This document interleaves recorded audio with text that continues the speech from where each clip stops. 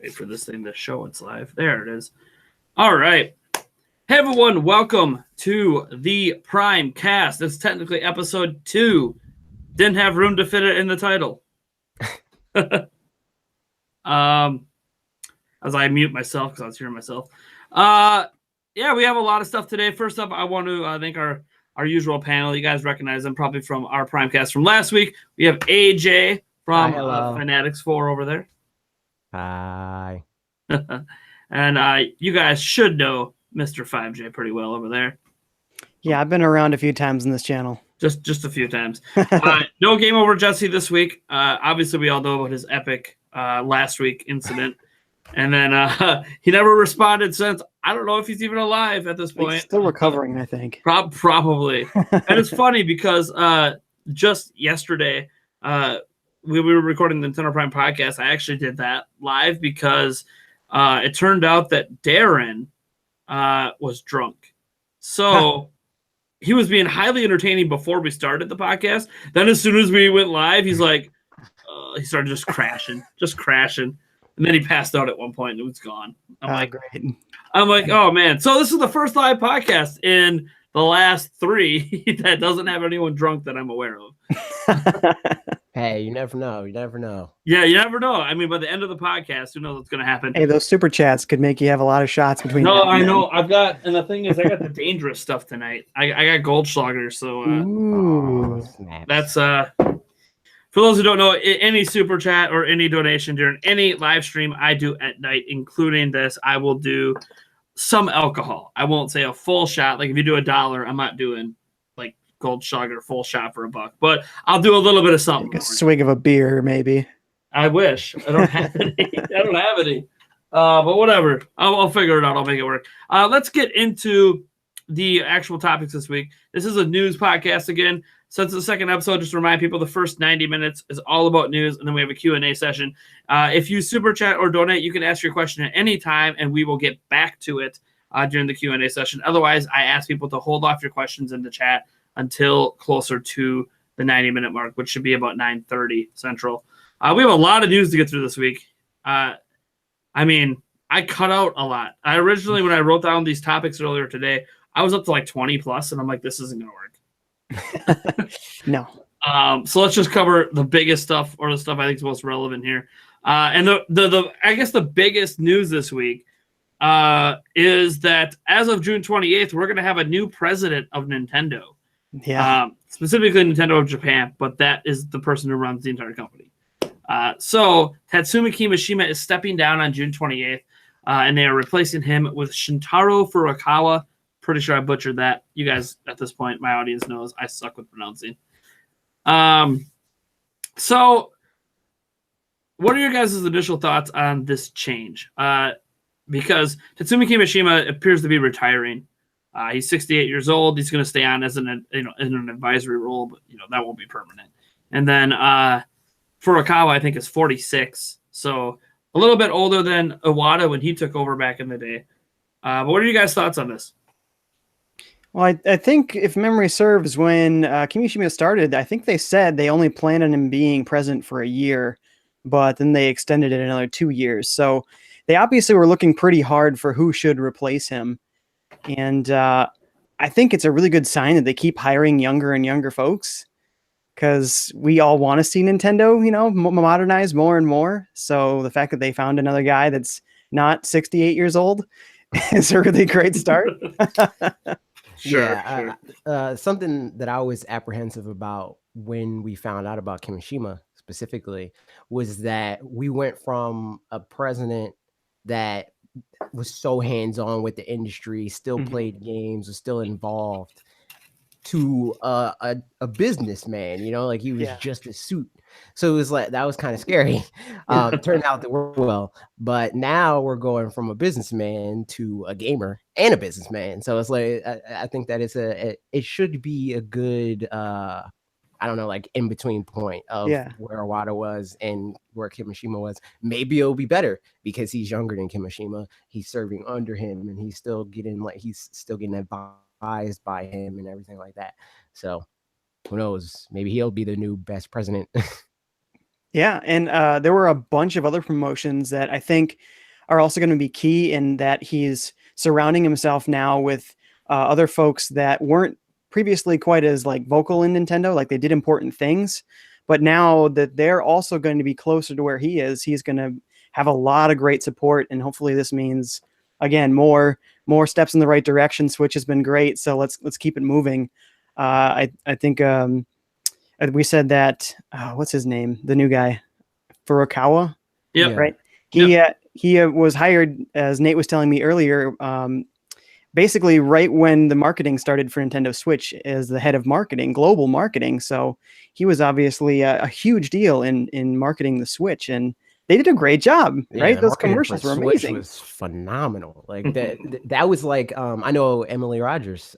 She talked a lot about how good like Wii's marketing was, where it was Yes. like it didn't start out as a thing of like here's the thing for kids, you know, because you don't Yeah. have to market to kids in that way. You market to us, and then we tell kids this is cool, and then they're like, oh, you think this is cool? It has to be cool, you know, and then they then go from there, and that's what Switch did. It was Yeah. no like hey kids, bring this to the playground or whatever. It was like, hey, look at these cool college kids at a rooftop party. Don't you Right. want to be at a rooftop party? I'm sure you do. Here's a Switch.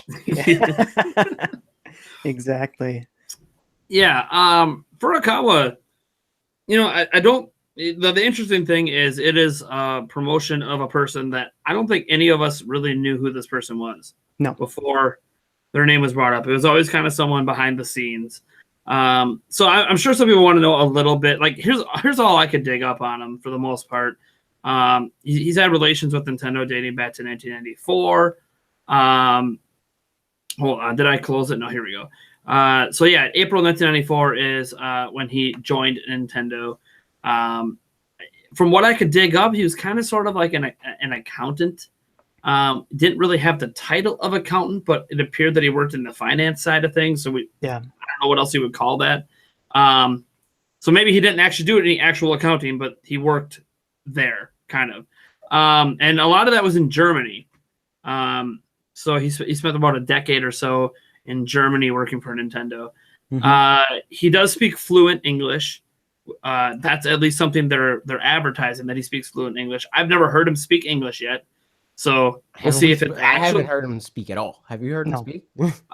Not publicly yet. He did make one comment at the investors meeting, but there's no video of that. So yeah. This would be the first president that speaks fluent English, which is very notable. I think so. Yep. Because originally it was all the Yamauchi family, right? None of them think he spoke English at all. Yep, and Iwata spoke broken English. Yeah. And Kimishima, even though he spent a long time here, doesn't really speak English. Yeah. So they're advertising, Nintendo said he speaks fluent English, so we'll have to wait and see. I mean, he might be in the E3 thing, the video presentation or something, that's at least the soonest I expect to maybe hear anything from him.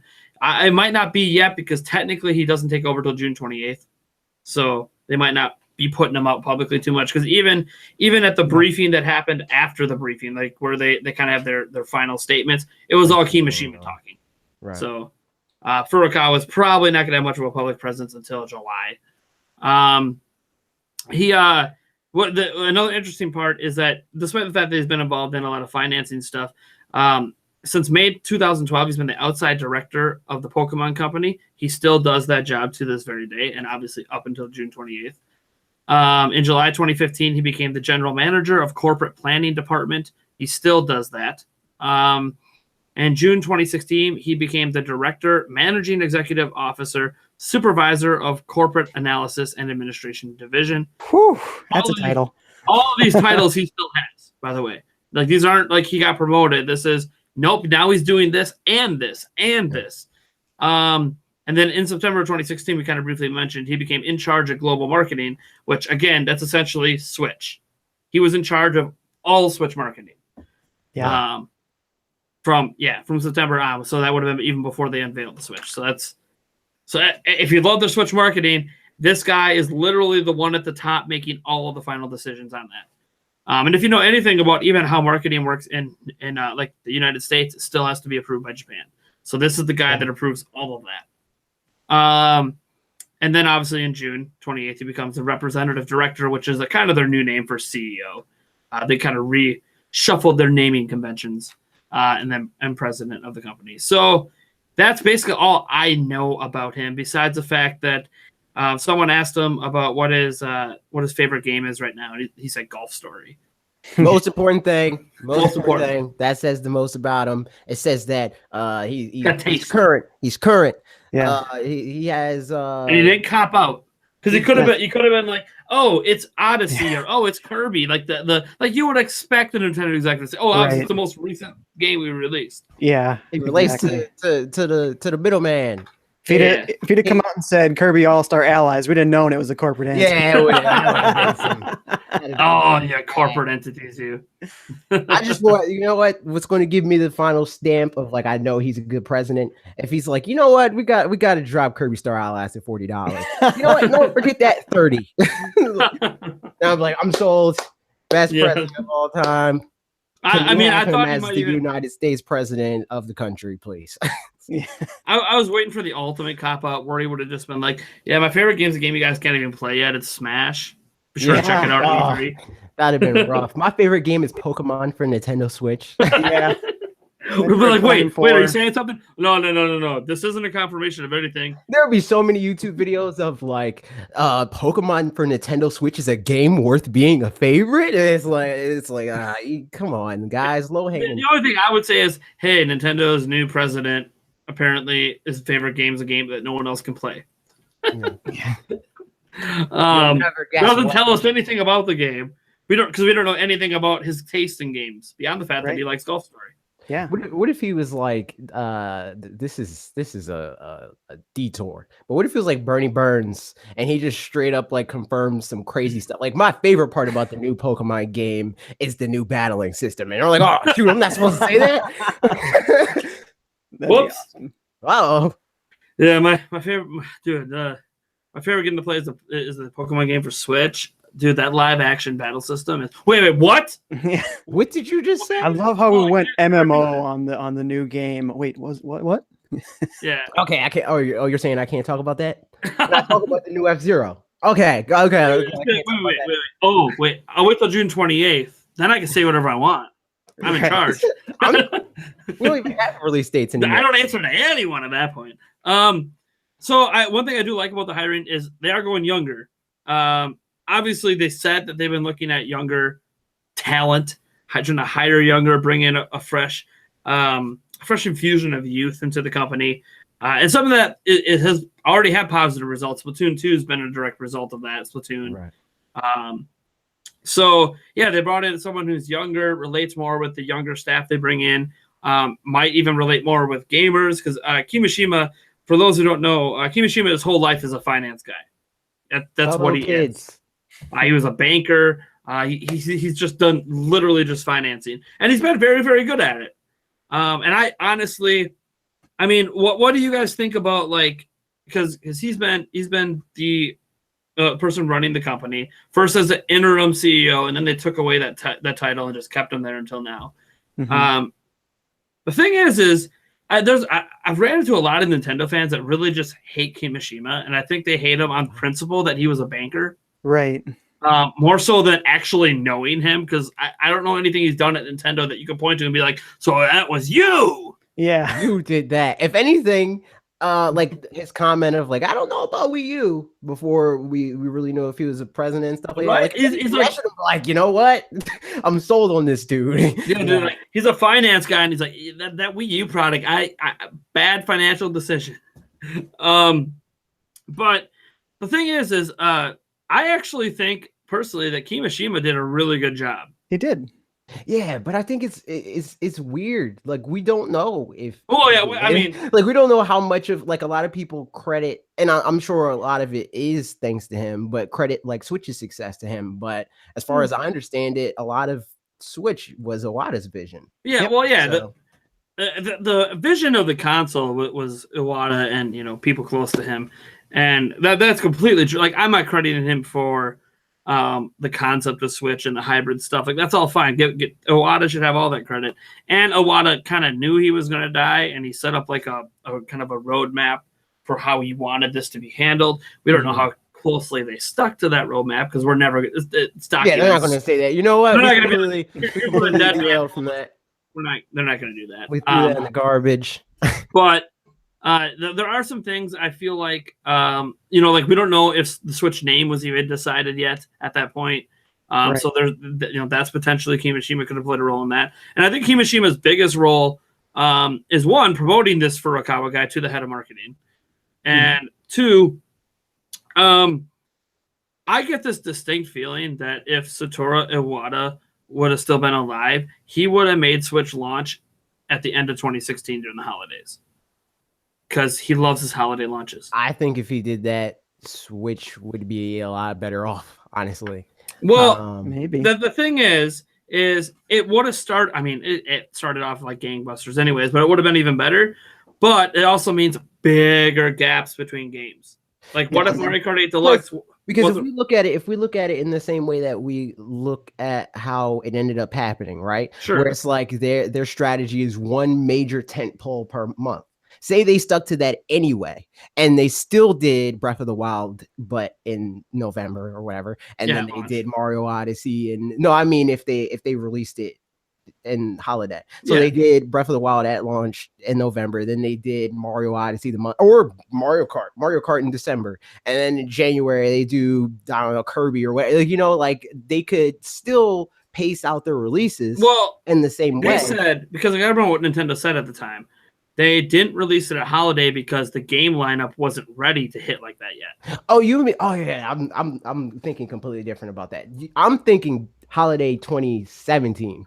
Oh, okay. No, 2016. Yeah. So they would wait out until 2017. I think it would have been a lot better off because stock would have been fully prepared. They would have been able to. I don't know what the scenario of it not being that if they didn't. Well, because you got to remember, Nintendo discontinued Wii U in 2016. Right. So they would have just basically just said, hey, because they wouldn't have announced Switch in 2016. It wouldn't have happened because it's not coming out for a year. They would have announced it at E3 or whatever. Right. But it still would have been like, now, not only did you discontinue and you no longer sell the system, and on top of that, we already know about Breath of the Wild has been delayed to be on whatever this fabled system is. And then you're telling people, sorry, the system it was originally coming on is discontinued. We don't have a new system to tell you about. And now you have to wait a year before we even have console games. But how much would that actually affect the console? Because it's not like them delaying Breath of the Wild 3 times made Breath of the Wild any less special. Like the fact that they're like Breath of the Wild 2014 up, no 2015 up, no. I think it's all about mind share, keeping Nintendo in the minds of consumers. Right, but I think that the announcement of Switch, regardless, because of how big that was, the fact that it demanded mind share from Red Dead Redemption 2 of all things, they could have announced Switch at any time and it would have took all the mind share anyway. Yeah, I don't know, because it would have made people mad in the lead up to Switch, but at the end of the day, Switch is still a Switch. And we're better at the end of the day for it. It turned out good, but I'm saying I think that if they were more prepared, it could have turned out better. Yeah, I don't know, because they actually really benefit a lot from the scarcity, of their systems. There was so much talk about the system because they announced it and then it launched, just a couple of months later. And there was so much excitement because there was nothing else really around it to detract from the system coming out. So it was kind of almost perfect that it ended up being in this lull, but it had generated so much excitement, and all through the entire summer, people could hardly get their hands on it. It just kept that hype up, and then seeing, the sales are crazy. In Japan, people are waiting in line and taking lottery tickets, and they, I think a lot of hype. I think that would have happened anyway, especially if they were able to have Splatoon close to launch in Japan. Imagine that. Imagine if Splatoon was ready at launch in Japan. But when we talk about holidays, then we talk about parents buying their kids gifts, and then they might be looking for deals. They might be confused what their kid really wants. They didn't look for deals for Switch. Versus in May, when there is no big push for all these video game deals. PS4 isn't down. To be fair, yet. By the time holidays rolled around for Switch's first holiday, there was a Splatoon 2 bundle and a Super Mario Odyssey bundle. Right. Those existed at holiday. Yeah, those wouldn't have existed. Yeah, but still, the top SKU was the regular Switch for Black Friday. I know, but now you're launch with Breath of the Wild, but in Japan, hit them with Splatoon. It's like, but you're not going to do that. It's a region-free system. So No, I'm not saying. But they have to spread it release. out. No, that's not what I'm saying. I'm saying near launch. I'm saying if they release Splatoon a month or so after launch rather than 3 months after launch worldwide, they'd be able to garner that hype a lot faster. I hear what you're saying. But my thing is because, I mean, it's one of our upcoming topics. Like, we know how well Switch is sold. And I'm like, I don't know how it could have did any better than what it did. If they had stock. I think it could have. But I think it could have easily hit that 20 million mark if they didn't have problems with stock in the first 4 months or so. Yeah, but you also underestimate the fact that some people buy products because it's hard to get a hold of. Right. That actually helps drive hype for a system when you like Amiibo. Like Amiibo, like people want it, but they can't get their hands on it, so they're desperately calling and trying to get their hands on it. And maybe they only ever bought Breath of the Wild and didn't play anything else, but that sale might not have happened if they didn't feel like they had to have it. I think there's a fair amount of people that see that it's not available and then lose interest. I was like that with Amiibo, where it was like, I like this isn't that big of a deal. But Amiibo's not a game. I'm over it. It doesn't play games. Well, and when it comes to the Switch, I just lost my point. Dang it! Hate when that happens, right? Well, my thing is, I think because we're talking about Kimishima and his legacy a little bit as president, and I actually think that Switch launched exactly when it needed to. There's one reason it launched when it did, by the way, to get it in before the end of fiscal year 2016. Yeah. Because if they had to go to that financial briefing and be like, hey, look, not only did we discontinue a system, we don't have one to tell you about. Our profits are terrible, and we just lost $1 billion of our net value. That would have. But that's not what. When I say I think the Switch would have been better off, I mean the Switch. I don't mean like their financial situation and stuff like that. I mean the fact that I think that the Switch would have launched a lot stronger. It would have sold more out the gate and been able to sell more as time went on because they would have had a lot more kinks. I do have to ask you about the sold more out the gate. So Nintendo Switch, obviously we know about the stock issues, but in its launch month and the ensuing month, it actually exceeded the PlayStation 4, which launched in the holiday. Yeah. So you really think it would have outdid itself? Yes. No system in history has ever done that. Well, and you talked about no system in history has never done what Switch already did. So what are we saying? Right. Well, and you were saying that they should have piled all the games in a shorter window together, but that's not what I'm saying. That's not what like if they'd put it out the Switch and you said they had like Splatoon 2 earlier on versus 3 months out. But as it was, the launch window of the Switch had some major titles, and it was kind of better than almost any system launch window I can think of. That was so many first-party titles. We're talking about the lead up. It wasn't the case, and the public narrative was for a very long time, and even for a lot of people still is, that Switch had no games because it launched for Breath of the Wild and then nothing else. They didn't, yeah, you're right. They didn't advertise that they already had a plan that basically a giant Nintendo game was launching every month. They could have communicated that better. They did announce it. It just, outside of gaming's websites, nobody knew. Right. We knew, obviously. We had that giant graphic with the timeline and the games coming out. But at first, they're not even doing that. 2 days. But the people that, like, all I'm saying is nobody's looking at those people that say Switch has no games. They're not looking at that graphic changing every day. They're looking at the old graphic that they have saved in their phones to send to their friends and say, see, Switch has no games. And that's the narrative that's just going to exist until maybe even next year. People are going to be saying that for a long time. Right. Like one of their original promotional images of the games coming to Switch in that first year, there was like 18 games, but before the end of the year, there was over 100 games on the Switch. There was over 200. Yeah, over 200 games on the Switch. Like, they obviously were holding a lot back as far as communicating out to people what's really coming down the pipeline. So you're right about that. And all I'm saying is sales-wise. I think that the Switch worked well in that it had more time to win developers over. I got a counter argument for you.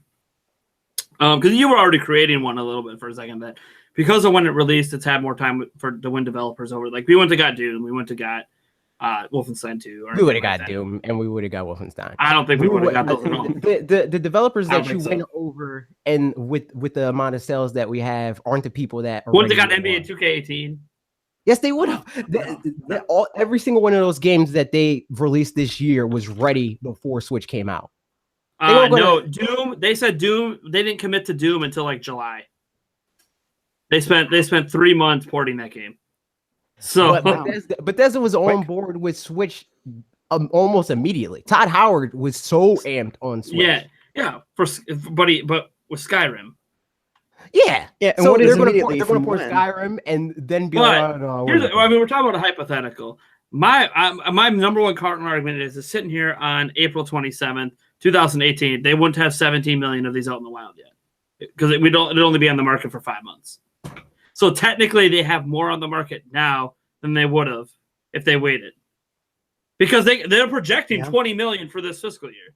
Yeah. So like, the thing is when it released, like maybe it could have had 20 million in its first full year on the market or whatever. Right. But I mean, it has 17 million now, so it's just going to continue to grow. Like there hasn't been anything that's happened to make Switch momentum slow down yet, which is crazy because the first half of this year, I argue, hasn't really been that great game wise. For system movers, just has been for PlayStation. Well, yeah, I meant for Switch, not PlayStation. Obviously, Sony's had the hitters. Why? Because they have a more opportune pacing right now because of how because competition in the first 2.5 years. So all their games are coming out now in the second half of the life of PlayStation. Right, but that's the situation that Nintendo's in right now, where it's like we're getting Wii U leftovers in a lot of people's mind, and arguably, I mean, they denied this, but Odyssey might very well be another Wii U holdover that they're like, oh wait, we got to put a cord on this, so let's make it into a Switch game rather than it was the Switch game. I'm sure. Yeah, no, I hear you. And again, I'm not saying that Switch turned out terrible and they're stupid for launching in March. It's horrible. Yeah, I'm not saying that. All I'm saying is I think that if they had a holiday launch, they would have came out stronger out the gate. That's all I'm saying. Yeah, I think maybe you're right about that, but I think Nate's point is particularly relevant in that they still got an extra 6 months in the market and they're further along in sales now than they would have been waiting another 6 months. Yeah, but I get what you mean that they would have sold more. You're right. It's just when we're looking at sales, right, and compare PlayStation 4 to Switch, when analysts do that, they're talking about 1-to-1 comparison. They're not saying, oh man, Switch is only at 17 million and PlayStation 4 is at 79 million. No, they're saying PS4 sold 15 million in the first year on the market and Switch sold 17 million on the first year on the market. So in this scenario, they wouldn't say, oh, well, at this point, we only have 7 million units sold. They would say 7 million units sold in 4 months. You know, like that sort of thing. Absolutely. Yeah. But no, I actually agree with you that they would have a better first year in sales. But to me, like there were so many advantages to releasing when they did. Yes. And the biggest advantage to me is third parties. It gives them a year of seeing what this system's going to be to commit. So maybe Bethesda and 2K would have been there anyways. Okay, fine. And making indie heroes. Any potential third parties that aren't here yet that might be coming this year wouldn't have committed in time to get any games out this year for the platform.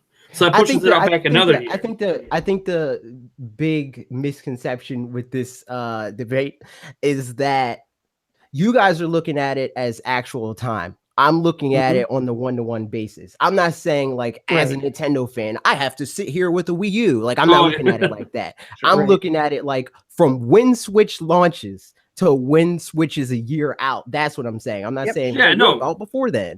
Like that's not what I mean. But a business doesn't look at it like that either because they go, well, these 6 months are really gonna blow. Yeah. You know?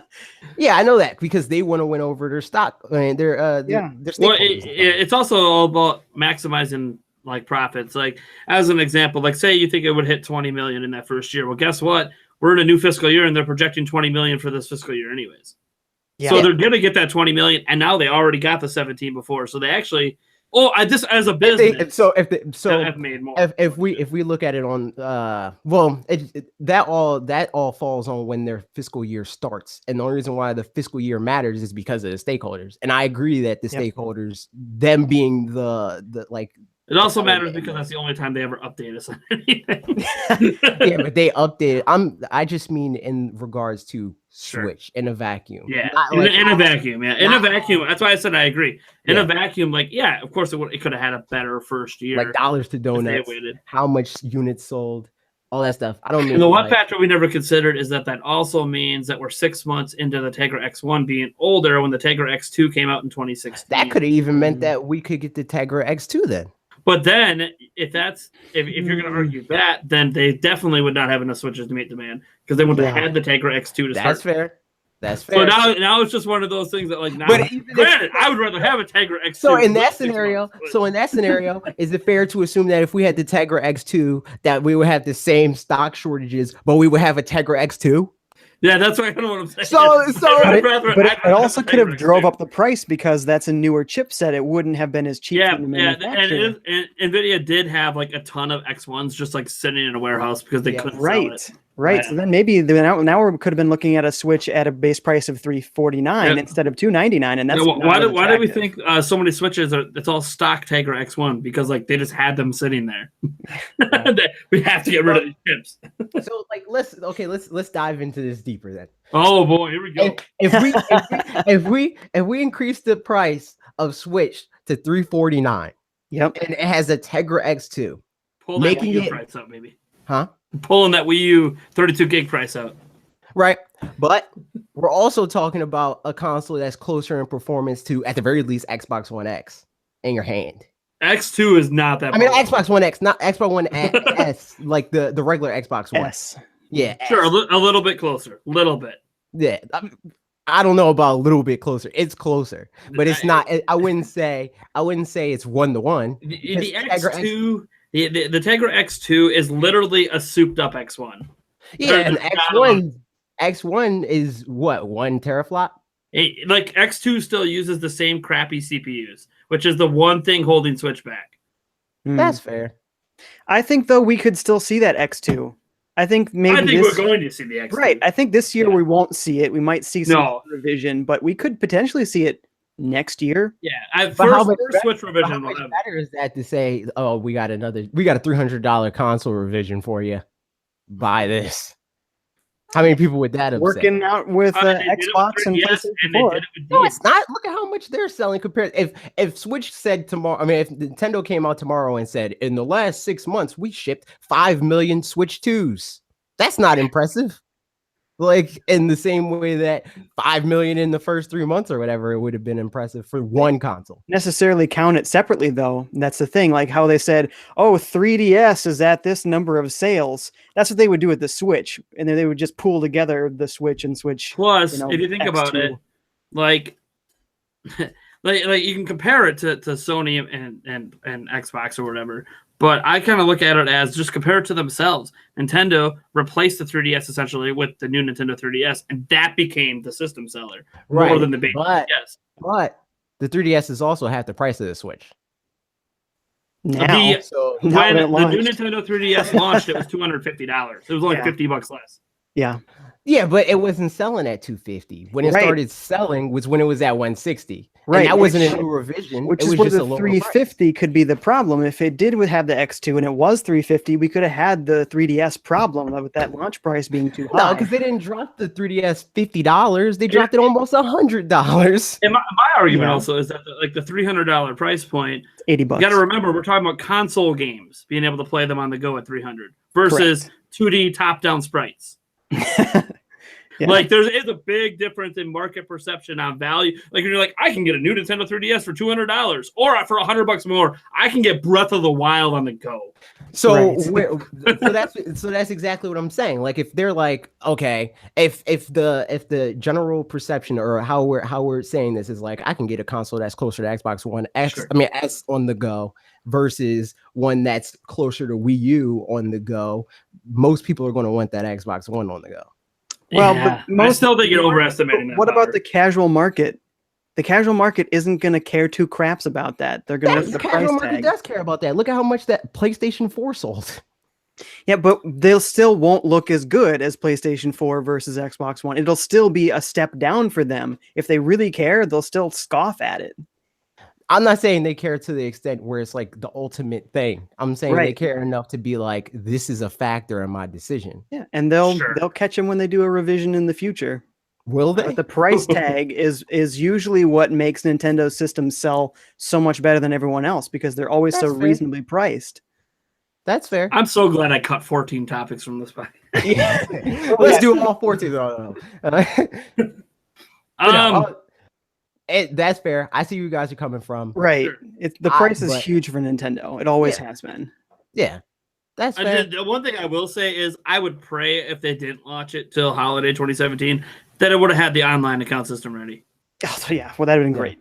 But then again, it's still not ready. And it's still not ready, but they also have people dedicated to keeping the Switch up and running, where they could have been more heads down on that other project. Yeah, divided resources. Potato. We don't know how.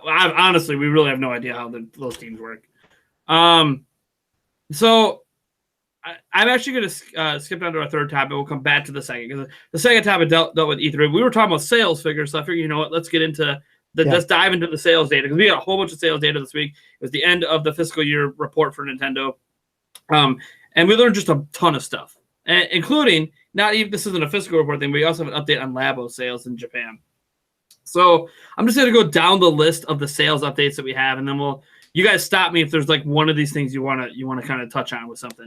So first off, Stardew Valley sold nearly 1 million on Switch. Yes. That was announced by Nintendo. Nintendo also announced that Overcooked sold over 500,000 copies on Switch. Fire Emblem Warriors has shipped over 1 million units, so it hasn't sold 1 million yet, but there's 1 million of them out in the wild to buy. Bayonetta 2's sales are outpacing the original Bayonetta 2's release on Wii U. Great. So it hasn't outsold it yet, but it's selling faster than the old one did. Kirby Star Allies has sold 1.26 million units. Not too bad for 2 weeks of data. Yeah. Xenoblade Chronicles 2 is now the best-selling Xenoblade Chronicles game of all time. It's actually the best-selling Xeno game, period, across any Xeno-type game. Even the Xenosaga games and stuff? What? Even like Xenosaga and all that stuff? Wow. Yep. It is the best-selling Xeno game of all time. Great for those developers. Monolith, baby. Great job. ARMS, as we know, brand new fighting game IP, has 1.85. Wouldn't be surprised if that hits 2 million before it's all done. That's nuts. Yeah. For a fighting game, a new fighting game. Even like, right. People think, that's not as impressive as some numbers I'm about to get to. But it's like, go look at the sales of fighting games. Like 2 million, getting close to that. That's big in the fighting game world. That's why that's impressive. Yeah. Like, the fact that it's a fighting game and it's a new IP. Yeah, in the fighting game genre, a couple million is like, yeah, baby, you're making it. And it's not a particularly serious approach to fighting. It's not super technical. You're trying to get the hitboxes just right kind of thing. It's combat, gotta rip off the skeleton. Yeah, exactly, and it's still selling this well. It's like really, it's selling better than a lot of those games at that. Crazy, that's nuts. So speaking of selling better, 1-2 Switch, 2.29 million. Not bad considering it's not a packing honestly. Game. Yeah, if it was a pack-in, they would have missed out. They would have 17 million. Hey, 17. Woo! It's Wii Sports. But yeah, for being a standalone title, made that money. It probably sold a lot of these units. I assume sold in the launch window because, again, there wasn't a lot of other games to buy, and people are like, "What do these Joy-Cons do?" Oh, look, here's a game about Joy-Cons. Right. Yeah. I actually like 1-2 Switch, but it's also like it's a party game. Yeah. If you don't have people to play with, it's not fun. Fine, you're probably not going to play it. That was the game. That's the game where it's like, here, niece, play this. Yeah. I mean, it's just like the Just Dances of the world. Like, if you're playing with other people, it's a lot of fun. But like, on your own, you're just like, it's a game. It exists. I got 3 hours to kill by myself. What do I do? 1-2 Switch. 1-2 Switch. Board game style. Let me eat those sandwiches. No matter who you are. It's like only game I have is 1-2 Switch. Yeah. I think it's fine if you're like a kid and you're playing with your brother or sister, but like if you're like a young adult, which was the primary audience of Switch in year one, and the only game you bought at launch was 1-2 Switch, it's like what? Yeah. Buy Bomberman at least. Even if you bought it for one kid, if you bought it for one kid, you're cruel. Unless you're gonna game with the kid all the time. Yeah, if you're playing with the kid, that's different. But if like any one person playing 1-2 Switch is a sad situation. Yeah. I mean, maybe they love milking cows virtually that much. Competing my left hand versus my right hand. Yeah, that's right. That's what you get Stardew Valley for, is milking those cows. Oh, jeez. So another impressive figure coming out is Splatoon 2 has moved 6.02 million units. Wow. Guaranteed half of those is Japan. Japan is just over 2 million. So about a third of them is Japan. Wow. Which means that also means across seas, it is almost sold as much as Splatoon 1 altogether. Like not counting Japan, which that to me is crazy. So crazy popular. There's a reason that we're getting a Splatoon 2 tournament again this year at E3. Like, it's crazy popular. They just released the 3.0 update for it this week, added X rank and all this stuff. Like, yeah. Man, this game is blowing up. I thought Splatoon did awesome for a Wii U game as a new IP. Yeah. And now Splatoon 2 is like, this could hit 7, 8, 9 million. What? I don't know what's happening. I wouldn't be surprised if it hit 10. Oh, yeah. Over the lifetime, if they don't release any other Splatoon game on Switch and they continue to update it, continue to do tournaments and stuff, oh, yeah. It's going to keep selling. Yeah. It feels like the new evergreen IP that once per generation game, like a Smash or Mario Kart and stuff like that just sells the whole time. Yeah, that'd be great. So next up for sales, update for Breath of the Wild. It is now officially the best-selling Zelda game of all time. Yes. 8.48 billion is crushing it for single platform sales. And then if you add in Wii U sales, it is the first Zelda game ever to cross 10 million. Wow. Congratulations, Nintendo. That's great. Like, that's been something they've been wanting to do forever. Closest they could get is a little bit over 8 million with Twilight Princess combined sales. But yeah, they're just crushing it. I mean, not only did it win all these awards, there's never been like 30 plus years in and it's peaking. That's crazy. Yeah. Just how old that franchise is. And now to me, this puts a lot of pressure on Nintendo. Like, how do you follow up that? Yep. Because you kind of dropped the ball after Ocarina of Time. So I think that game says a lot to the people that are like, gotta stick to conventions because you might lose fans like that. It's like, no, or we break all the conventions, go a little old school, add in some new stuff, and oh my god, we just made the best selling Zelda game of all time. Right. Yeah. I get a ton of those comments where I'm like, hey, maybe 20 years for the same old with Pokemon's a little bit too long. Maybe we need to take some Breath of the Wild inspirations there. Completely. So let me see. Why don't you guys quickly go over the next sales? I'll do this last shot here for Edward Norton. I have to go let someone in who's at my house quick. Okay. Sounds good. Gotta pull this up. Yeah, I got it. Mario Kart 8 Deluxe has sold 9.22 million units. Speaking of 10 million units throughout the lifetime. Yeah, how many units hit that before the next quarter for sure? I want to see what Mario Kart 8 on Wii. It was 8 something? 9.2 million. On Wii U? Oh no! Oh, sorry. I thought you were no, it was 8 something on Wii U. So it's already outsold all the lifetime sales on Wii U, which it was on there for what, 3 years? Yeah. Amazing. It's nuts. And it's so early on in the Switch's life cycle. We're probably not going to see Mario Kart 9 for not this year, probably not next year. We might not see Mario Kart 9 until 2020. Yeah. And if that's the case, where is Mario Kart 8 Deluxe going to be sales-wise by that time? I wonder what they're counting with that, because usually the longest gap for Mario Kart so far has been like, 3-4 years? Yeah. So I wonder if they're going to be like, all right, new starting point.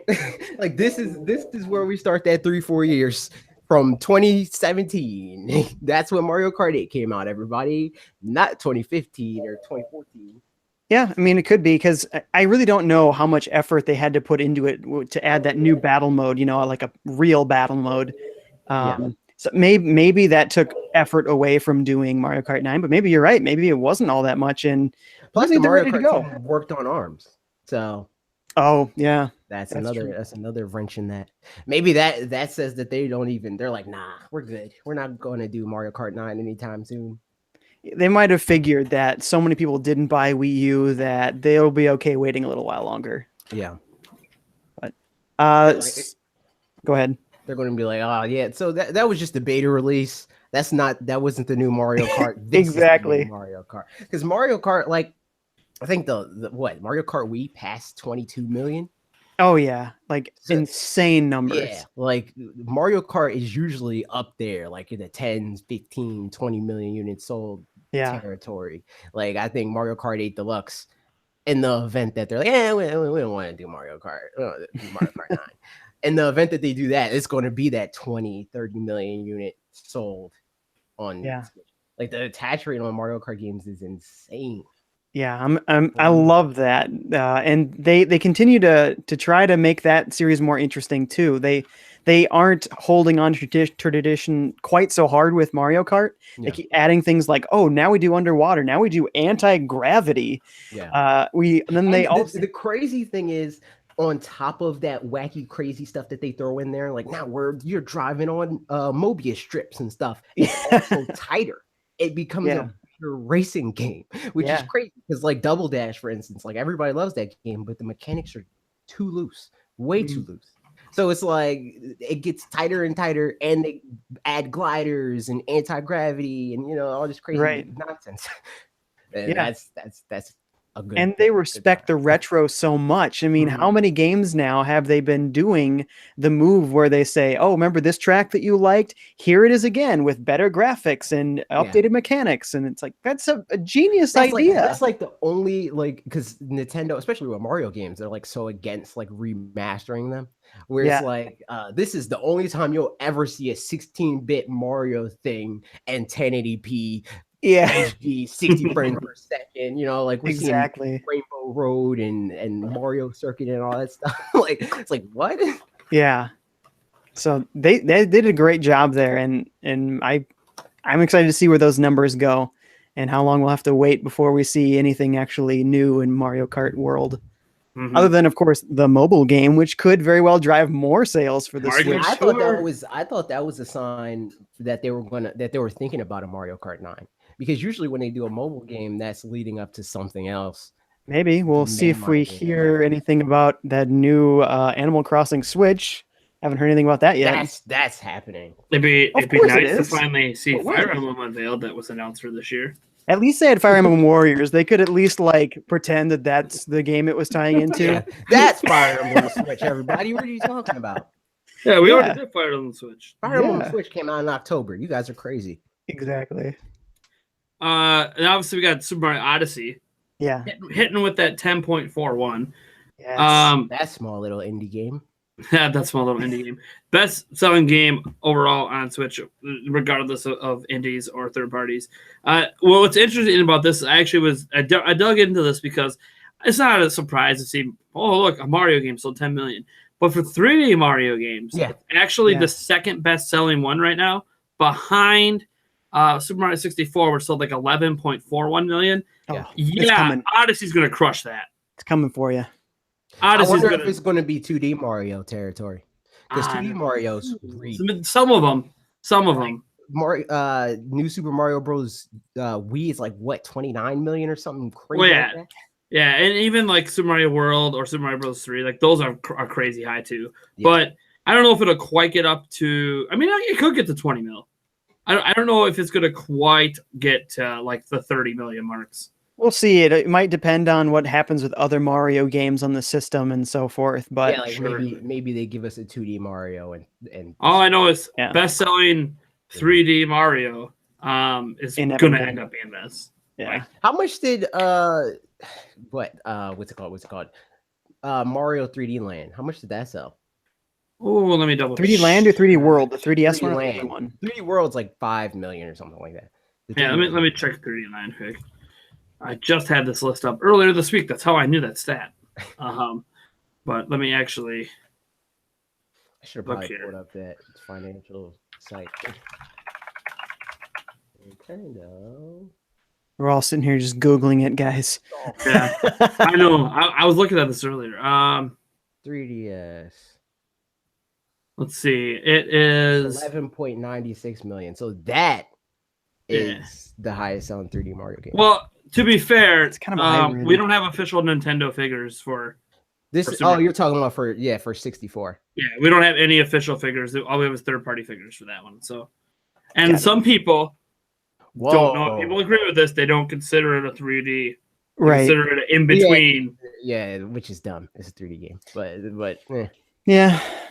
I know, and my argument is like, it's not a traditional like what they've done with 3D games. It's kind of its own like approach to what a Mario 3D game but it is. has like everything is 3D. That's why like the term 3D and 2D, I feel like we need to start throwing those out the window. Like they don't matter anymore. It was a good descriptor like 20 years ago. Now it's like, okay, that doesn't work. Like now when I talk about Zelda games, it's not 3D and 2D Zelda games. It's top-down Zelda games, and then everything else. Right. So, and the thing is, it wasn't really a side like a traditional side-scrolling one either. It was like a mix of both. And then like I had someone tell me the other day, well, yeah, but that makes it its own thing. I'm like, well, is Odyssey its own thing? There is 2D side-scrolling in Odyssey.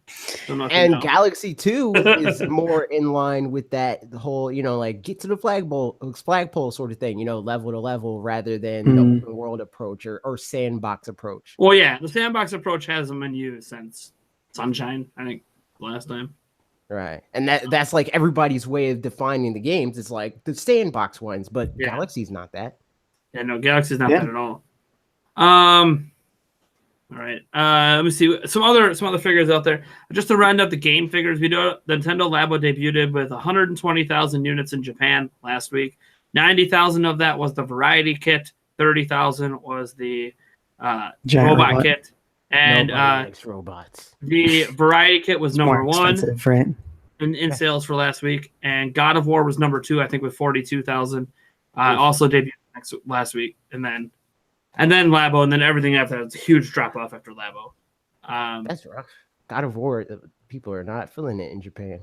Well, it's got to remember, in Japan, any portable system is 99% more popular than a home console. That's true. Yeah. But I still think that look at Dragon Quest on PlayStation 4. Sure. Like if they care about a game, they're gonna show up for that game. Sure. Yeah, actually, how is Dragon Quest Heroes doing on Switch? Because that came out in Japan, but it didn't come here. I don't think that. Yeah. Because they had both 1 and 2 on Switch, and they were like, we might bring one of them over, but maybe not. Yeah, like that was listed on Amazon. I remember I had that pre-ordered for a while. Sure. And it was like, oh, I guess it's not coming. So makes me wonder if they're going to follow through with any of the other Dragon Quest games they said they were going to come over. We got Builders. Yeah, we got that much, but not Builders 2. Is that out? Maybe not. Maybe that was announced. I feel like there was something revolving Builders 2. So I'm going to rely on you guys big for this because I forgot to look it up. Because the Switch sold 17.79 million. What I'm trying to remember, was their projection for 15 million total sales, or was it 15 million just for that fiscal year?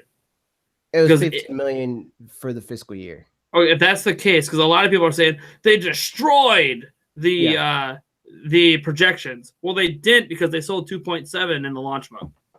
So they only exceeded it by 700,000 units then, if it was 15 million for the fiscal year.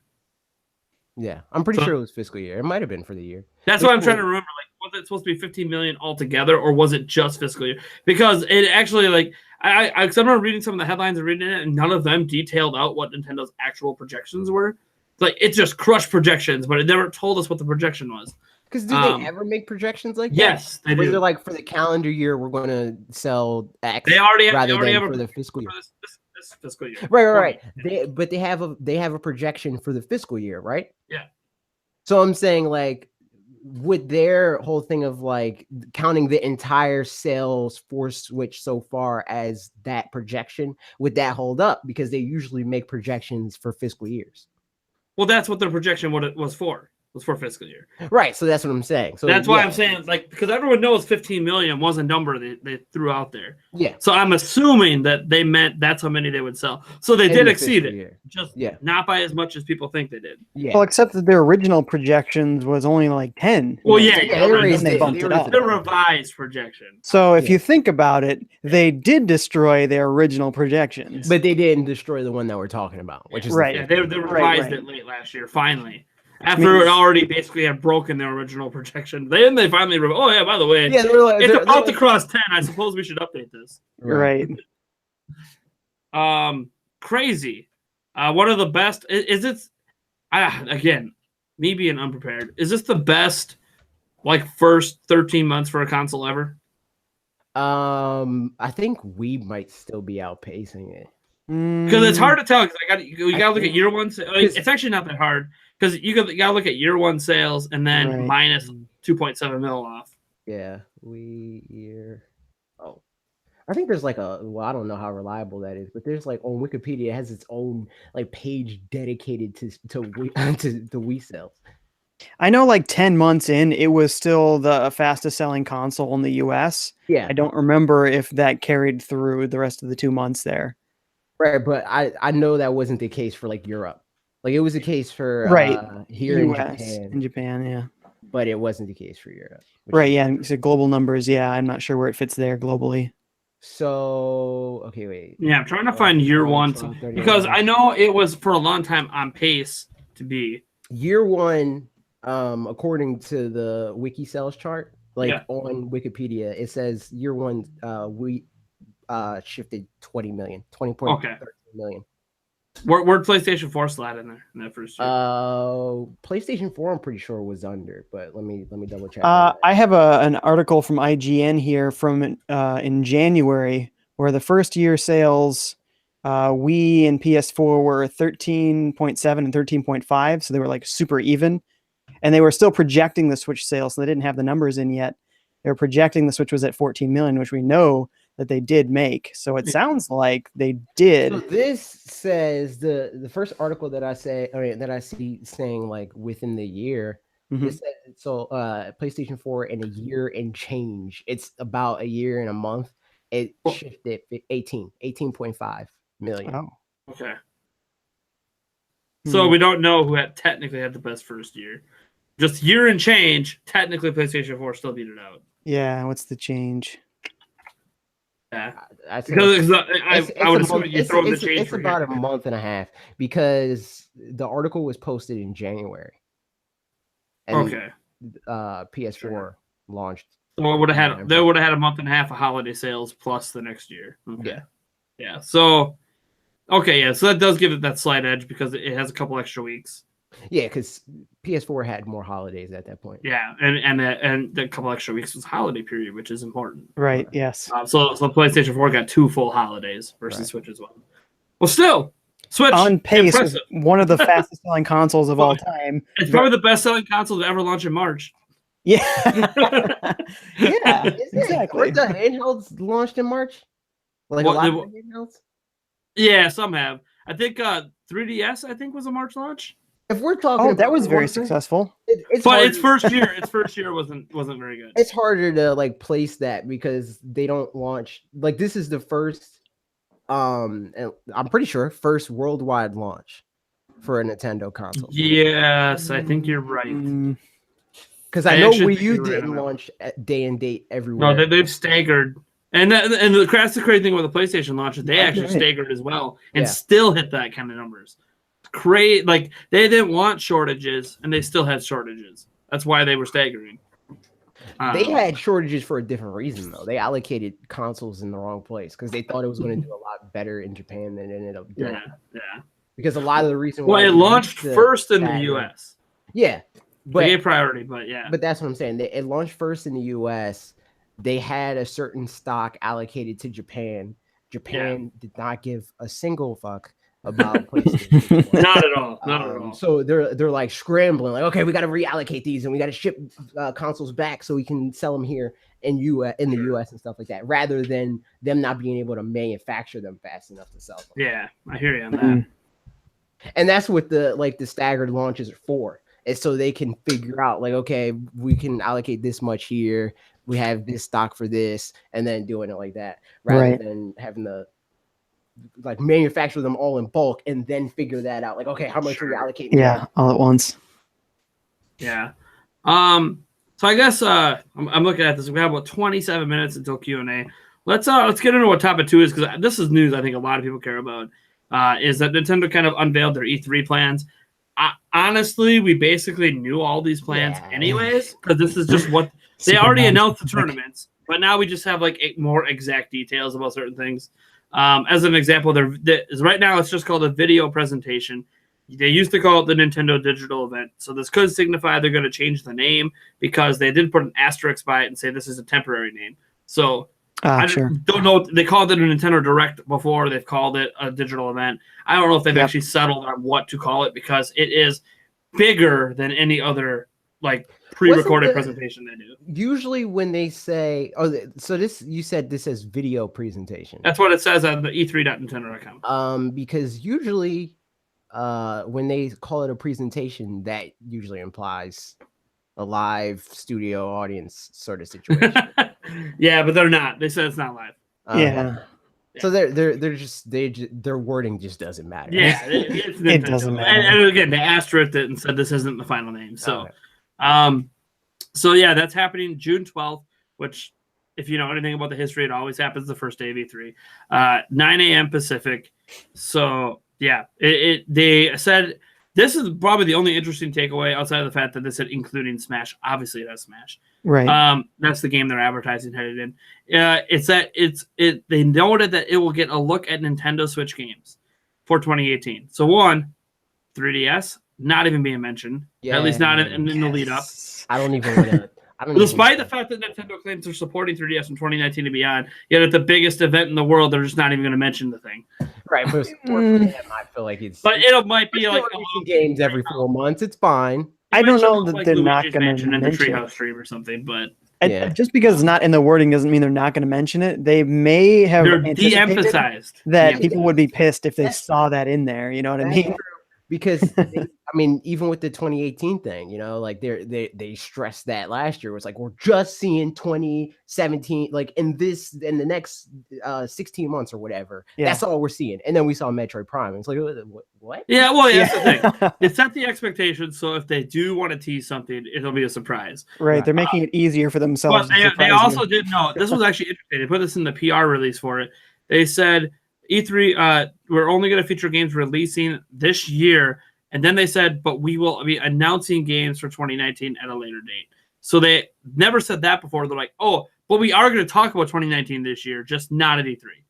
Right. They basically referencing a Nintendo Direct they're going to do down the road or something, obviously. And probably at the Game Awards. They tease something every year, so they'll tease something there for 2019. See, I'd be down if they did it like, because the thing I don't like about E3 conferences, and I think we talked about this last week, specifically Sony E3 conferences, is that we never get dates. We never get dates, and they announce games. That's how Sony does it. And I don't like it. Consistently every year. If it's just this random like event that we didn't know about, like, Nintendo's like, hey, we're having a direct 2 days from now. Get ready for it. And then us content creators like, oh crap, we gotta scramble and figure this out, like that sort of thing. It's one of like three things that I think are always guaranteed about press conferences at E3. Sony's going to tease you a bunch of games you won't see for 3 or 4 or 5 years. No one really knows. That Ubisoft is going to have something weird and awkward happen that doesn't fit, but they're going to do it anyways. They're also going to have like a major, like a big thing, because they had like the Watch Dogs. Yeah. They always had leaks for like all of it. I give Ubisoft credit for like they're dedicated to new IP stuff. It's crazy with their new AAA space. So everyone says you can't do new IPs. And they're like, dude, we're doing one a year. Yeah. And EA is always going to have either a presenter or someone who interviews that's going to blow it. I don't know why they try. Like EA tries so hard to be like, we're going to do this professional business presentation. It's like, dude, you're talking to gamers.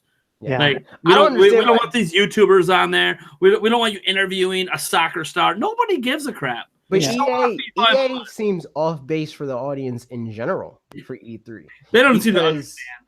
Because, like, as I understand it, most gamers don't give a crap about half of their conference because they're talking about FIFA, Madden, and like NBA Live. Stuff that the people that don't watch E3 care about. The people that do watch E3 don't care about. Exactly. Yeah. So, well, put that out in a press release. When I was at, here's the thing though. When I was at E3 2 years ago, one, it was very difficult to figure out how to play EA games because that was the first year they did EA Play. Yeah. And even when I went to EA Play, like I'm like, where do I play games? You have merch guy here, some cool arcade in here, but where do I play your games? Oh, you don't play them at EA Play. You go to all the different, console people, PlayStation 4 and Xbox. I go in there and I'm like, well, you know what?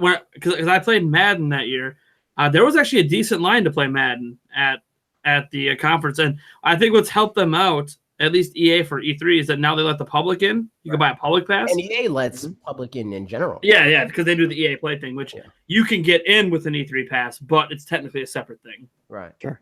Actually, I got to see if my gamer pass even gets into that this year. Oh, I don't have a media pass. Okay. Yeah. Yeah. E3 is they're really trying to get people to buy those. Yeah, well, we had to get gamer passes because we didn't qualify for media this year. Yeah, exactly. I think that's why is what I'm saying. I'm actually the only thing I'm actually mad about the media pass thing is outside of the fact that my show hour times are like the show floor times are cut back. I don't get access to the media room, which normally I wouldn't give a crap about. But I will say in 2016 when I needed to rest, that's where you go. Sure. It's just media and there's always a place to sit. Sure. Right. Like otherwise, there's nowhere to sit because there's just too many people. Yeah. Anyways, so the video presentation, that's obviously the big thing people look forward to most, and then the Treehouse stream and all that stuff afterwards, and all the coverage that people like us people like me, maybe other YouTubers as well, will be doing of like going hands-on with games. They're gonna have live streams as always throughout from Nintendo Treehouse. This I actually thought was interesting because they haven't done that because last year when they had the ARMS tournament and the Splatoon tournament, they did it on the show floor. This year, the Smash and Splatoon tournaments are not even happening at the LA Convention Center. They are Nokia. What? The Bolesco Theater. Oh, yeah. Which is like 4 or 5 blocks away, so it's within walking distance to go to it. You have to get tickets for it. But that tournament, I don't know what time. They haven't announced all the times for it. I gotta see what the times are because I don't know if I'm gonna go or not yet. Just to be in the crowd and watch, but so yeah, that's interesting because that puts the events less in the spotlight because you have to make more of an effort to get over there. But them doing it that way probably makes it a lot cheaper for them not to be in the main E3 space. I view this the Smash Brothers tournament wasn't on the show floor either.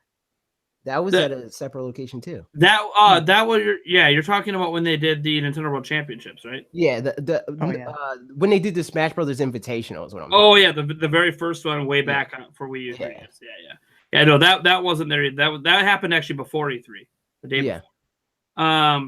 But last year they did ARMS and Splatoon 2 right there on the show floor, and I think the reason they're not doing it this year is I think my hope is that they have so many games that are going to be playable that they need that space. That'd be great. They can't dedicate a huge chunk to a stage. It could also be that Smash Brothers takes up so much because Smash Brothers when it was on Wii U and 3DS, it took up more than half of their show floor.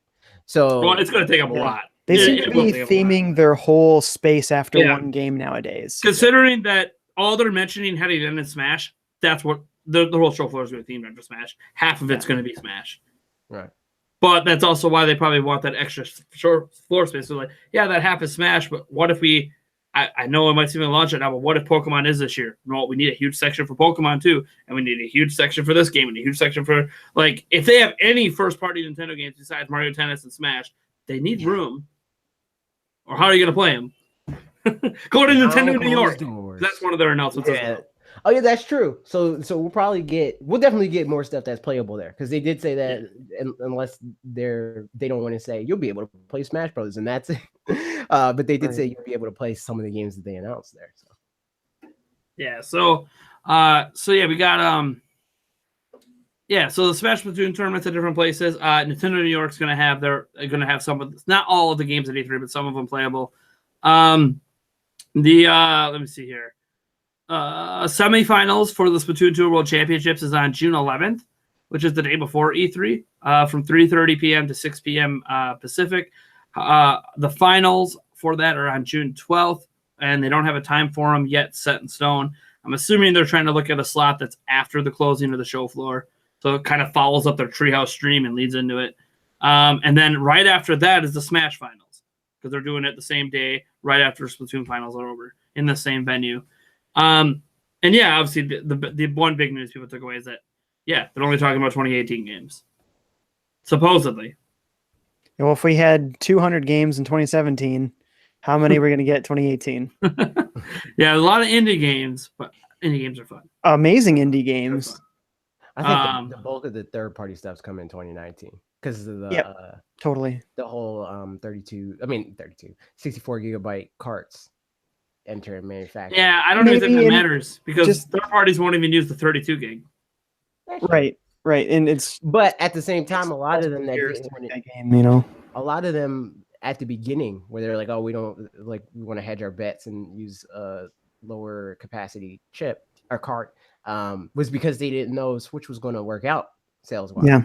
Sure, you could argue that, but now Wolfenstein 2, which apparently is only 13 something gigabytes big on the platform, they're putting it on an 8 gigabyte cart, and you still have to download 5. That's true. But they actually went smaller than the cart they used with Doom, so they could have went the Doom size and fit the whole game, but like like that.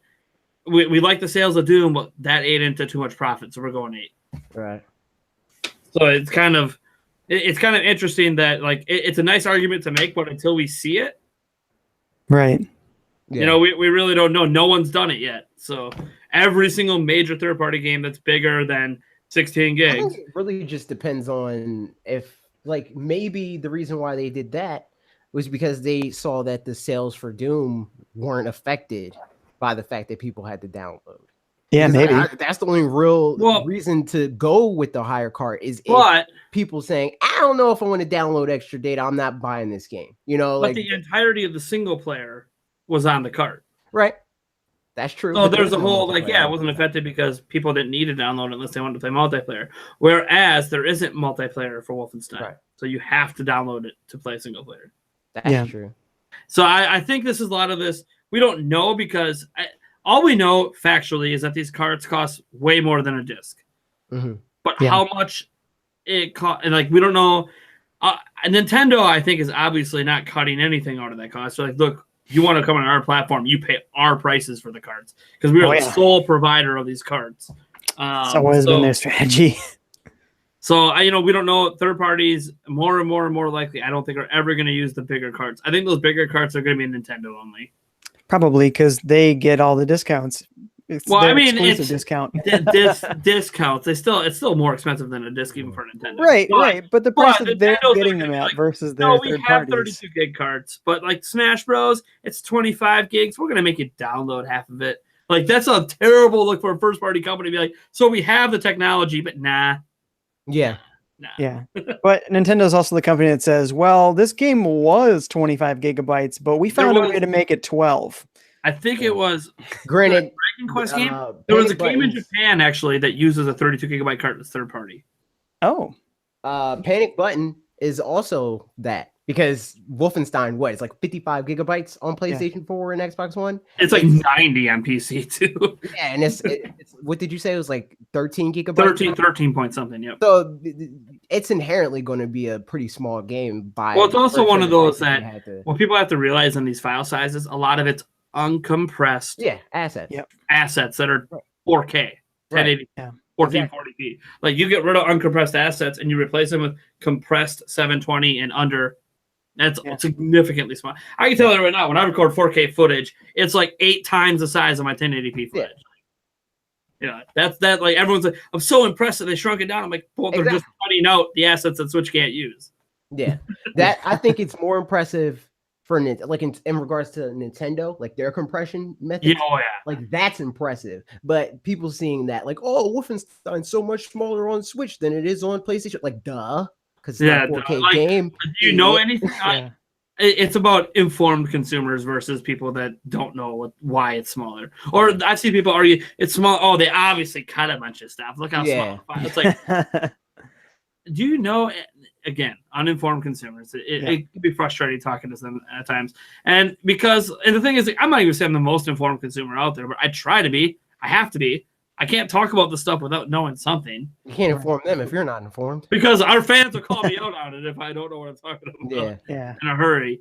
So we got about 12 minutes here. I do want to touch on this one topic. There was that rumor that kind of floated out there this week that Fortnite's coming to Switch. It comes from a Twitter handle, Pixelpar. They got some stuff right for a March Direct. That's why people are kind of listening to it. Plus, I think people kind of feel like Fortnite's just a really good fit on Switch.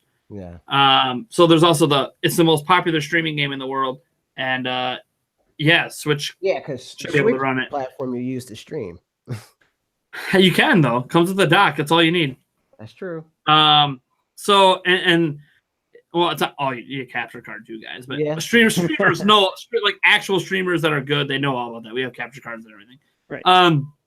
But apparently it's supposed to feature Switch exclusive content, which I would assume would be a skin pack Right.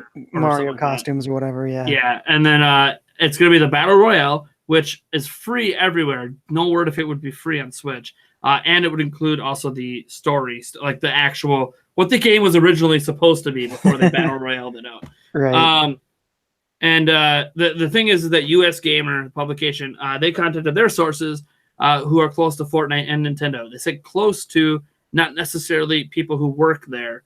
So, again, who do you want to believe? Basically, they're saying close to getting Nintendo. Yeah, like their sources are saying that there's no plans for Fortnite on Switch or to be, because the big news out of it What also does no plans even mean? Right. But the thing is, like Pixelpar, I mean, we'll know soon enough because Pixelpar literally said they're planning to announce it at E3. So we don't have to wait long to find out if it would be a big reveal too at E3. Totally. And it gets a jump on PUBG, potentially coming to Switch. Like it would maybe. And it would also make that one game that's coming to Switch, people won't care anymore. There's like I don't know, Crash Royale. Oh yeah, something like that. Like some people care about it because oh my god, it's the only battle royale game on Switch. Everyone is like, oh, Fortnite's coming. Yeah, everyone's gonna forget about Crash Royale. Right. Yeah. But again, it's a rumor. Random Twitter person, verified publication. Both disagree, but US Gamer is not saying it won't happen. They're just saying that from who they've talked to, they don't. Does this Pixelpar guy have Industry Insider in his Twitter bio? I don't. Let me look. I actually follow him on Twitter. I was following him back during the March Direct. He was putting up some stuff. Let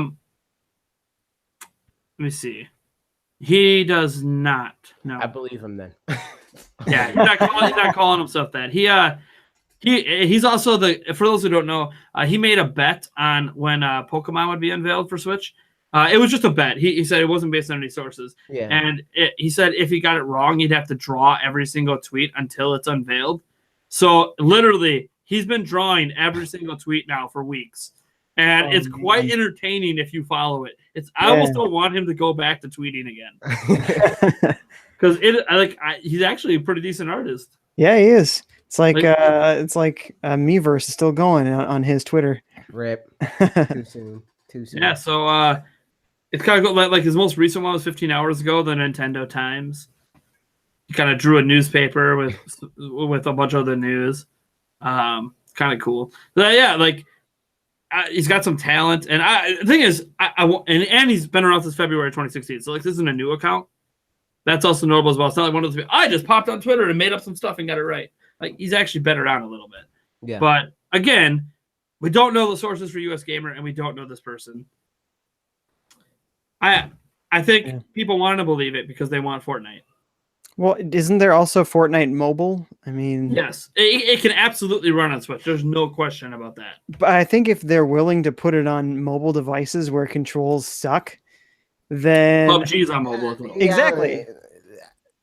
I think companies there. I think it's smarter for a company to put a game on mobile than it is to put it pretty much anywhere else. Yeah, because there's 100+ million people, billions of people that are able to play these games. Like there's over 1 billion smartphones out there. Yeah, but I don't know if they're all able to run the game. So that's why I said plus at least like a couple 100 million people that are able to play these games. Also, I forgot one of the part of the rumor from Pixelpar was that what was it? That crossplay would also be a thing with Switch. Which we do know that it would only crossplay with mobile and PC and Xbox. It wouldn't touch PlayStation. Of course. We know that already, if that was a thing. But so yeah, there's that. I don't really have many thoughts on it because again, it's just two people who disagree. Believe what you want. Just throwing it out there because I know a lot of people want Fortnite. I know a lot of our fans actually play Fortnite. Yeah, already, I trust him because he didn't put Industry Insider in his bio. Yeah, he's not trying to say that he is an insider, but like he had, and like the March Direct is what people point to for Nintendo stuff, but he's gotten stuff right for PlayStation and Xbox in the past too. So I think it's just one of those guys that he might just be someone who knows, like as a friend, or he's worked based on his art skills. Maybe he's worked in the industry. kind of got out of it, and he's like, I got some connections. I'll just kind of not put my real name out there because I don't want to connect anyone and get in trouble, but just I'll say what I got when I got information and just see what happens. And that's the thing, like a lot of rumors have been coming from Twitter, but Twitter, even though they're all the fake accounts, if you pay attention to the correct Twitter accounts, like a lot of them have been getting a lot of stuff right for Switch specifically. Like Laura K. Dale, Emily Rogers, Sam Robinson. Like if you follow the right people, like these tons of leaks have been happening for Switch like crazy. Right. And almost all of them, not all of them, but all the ones from legit sources have been right. It's interesting. When we got Pokemon Stars, that was a good time. Hey, I remember when Mario plus Rabbids Kingdom Battle entirely leaked before E3. Yeah, literally point for point how the game was going to work. Yeah. Liam Robertson had the image of Mario as his profile picture with sunglasses over it. Yep. Let's see, got about 6 minutes here. The last we got two stories left. They're both related to Bethesda because they're Bethesda games. First off is that Wolfenstein 2 has a release date now on Switch, coming out June 29th. Don't think it's a big surprise. It's coming out soon-ish because it was already playable at PAX. It's probably going to be playable at E3, if not at Nintendo's booth, at Bethesda's. So there's that for people who want to know. Not really much. I mean, I guess it's, what is that? Is that 6 or 7 months after it first came out? I think it came out in November. Something like that. Yeah. So it didn't do the full year out. It's technically closer to launch than Doom was. Of course, Doom, the Switch wasn't even a thing, so can't really get mad about that. And then Bethesda commented on sales. They didn't give us any numbers. I don't know why, but Bethesda just doesn't give numbers. So, like, and on anything, like finding actual sales figures on anything, like Bethesda just doesn't make numbers. They gave us numbers for Fallout 4, like when it's something to brag about. Yeah. Right. When it's like the most impressive numbers ever, sure. Otherwise, you're just like, if it's good. Hey, good's not. We want like best. So Bethesda, their head PR guy said that they're actually really happy with the sales of their games so far on Switch. That they exceeded expectations, but we don't know what those expectations were. They could have been like nothing, and it's selling better than nothing. 18 million units sold. Yeah, 18 million. Doom is actually the best-selling Switch game. And they did say that they will bring in all future titles to Switch, or most of them, unless it's technologically impossible. So that was kind of one of the things that, we'll commit all of our games, but like except the ones that won't run. Which we're not going to tell you which ones can run or not, so you don't know what to expect. That's an excuse. Because every game could. And I think the only thing that could really stop a game from running is the online infrastructure. Well, it all depends on the engine. If they keep using ID Tech 6, there's no reason. It could run. But here's the thing, though, because in the past, game developers would sometimes have two totally separate engines when they developed a game because they wanted to make sure games were on multiple generations. Sacrifice their artistic vision. Okay, just saying, technically impossible is just a cop out. It is, but artistic vision. Okay, we got to keep the artistic vision. The game's literally unplayable if the artistic vision is not met. You can't play it. Right. He's got a point. You can't play it. Right. Gotta be. Yeah, I guess that's it. You guys keep talking a little bit while I look up what some of the those in the chat. You guys can start getting questions in for the Q&A. You can re-ask questions you might have asked earlier. I'm going to kind of scroll because I know there was a couple early questions. All right, chat. Let's get to the serious issues. How much better are waffles than pancakes? Let's get to it. This is what you came to. You're wrong either way. It's French toast. How dare you? How dare you? Delicious. Cinnamon French toast to be specific. I don't know why we can't have all three every time. We don't do that. We're gamers. We're supposed to pick one horse. You can't do that. We're supposed to pick one horse and ride it. I'm hearing a lot of can't around here, but I think it just takes some willpower. You know what? That's not our artistic vision. So our first question, Mr. Edward Norton, who I think is the only person who super chatted tonight, he has a question. He said, what news has disappointed us? That E3 isn't tomorrow. That Nintendo specifically said that they would only talk about 2018 games. I'm not disappointed by that. I almost want them to do the Sony thing just once, just one time. Don't do it. If you're going to do that, do it in a direct. Do it in something that I'm not expecting and building up expectations for and wanting it to like. Won't that almost make it worse though? They do it accidentally when they're like, "This game's coming out this fall," and they're like, "Never mind, it's 2 years from now." That Pokemon hasn't been announced yet. There we go. How about that one? Yeah, but that's a lack of news. We got that is a lack of news. That's true. What actual news? Come on, man. That's disappointing me. The 3DS is not dead yet. Yes, there we go. There we go. Nintendo is 2019. Come on, we're gonna keep supporting it 2019 and beyond. And I think it's a bunch of beyond. they have to say that because they don't have a choice. But still, that news You know is. what? I would be fine with the life support that 3DS is on. If But Luigi's also got a Mansion Switch is version. coming to 3DS and Switch. Right. on both. Just put it on both. That's all you got to do. Yeah, That's what I don't get they're doing is- it. They're doing it with pretty much every game coming to 3DS this year is going to be on Switch. Right. It's weird like- to choose which ones should and shouldn't be on both systems. It's like, just do it. All of them should be on both systems. Yeah. Go for it. Because they're willing to do the dual release thing with like Fire Emblem Warriors, and those Warrior Yeah. games barely run on 3DS. Right. So like, why not? Just put it on both. Exactly. So Edward had a second question as well. He said, would you guys hack your Switch just to play GameCube games, or are you going to be patient for Arcade Archives to come out with it?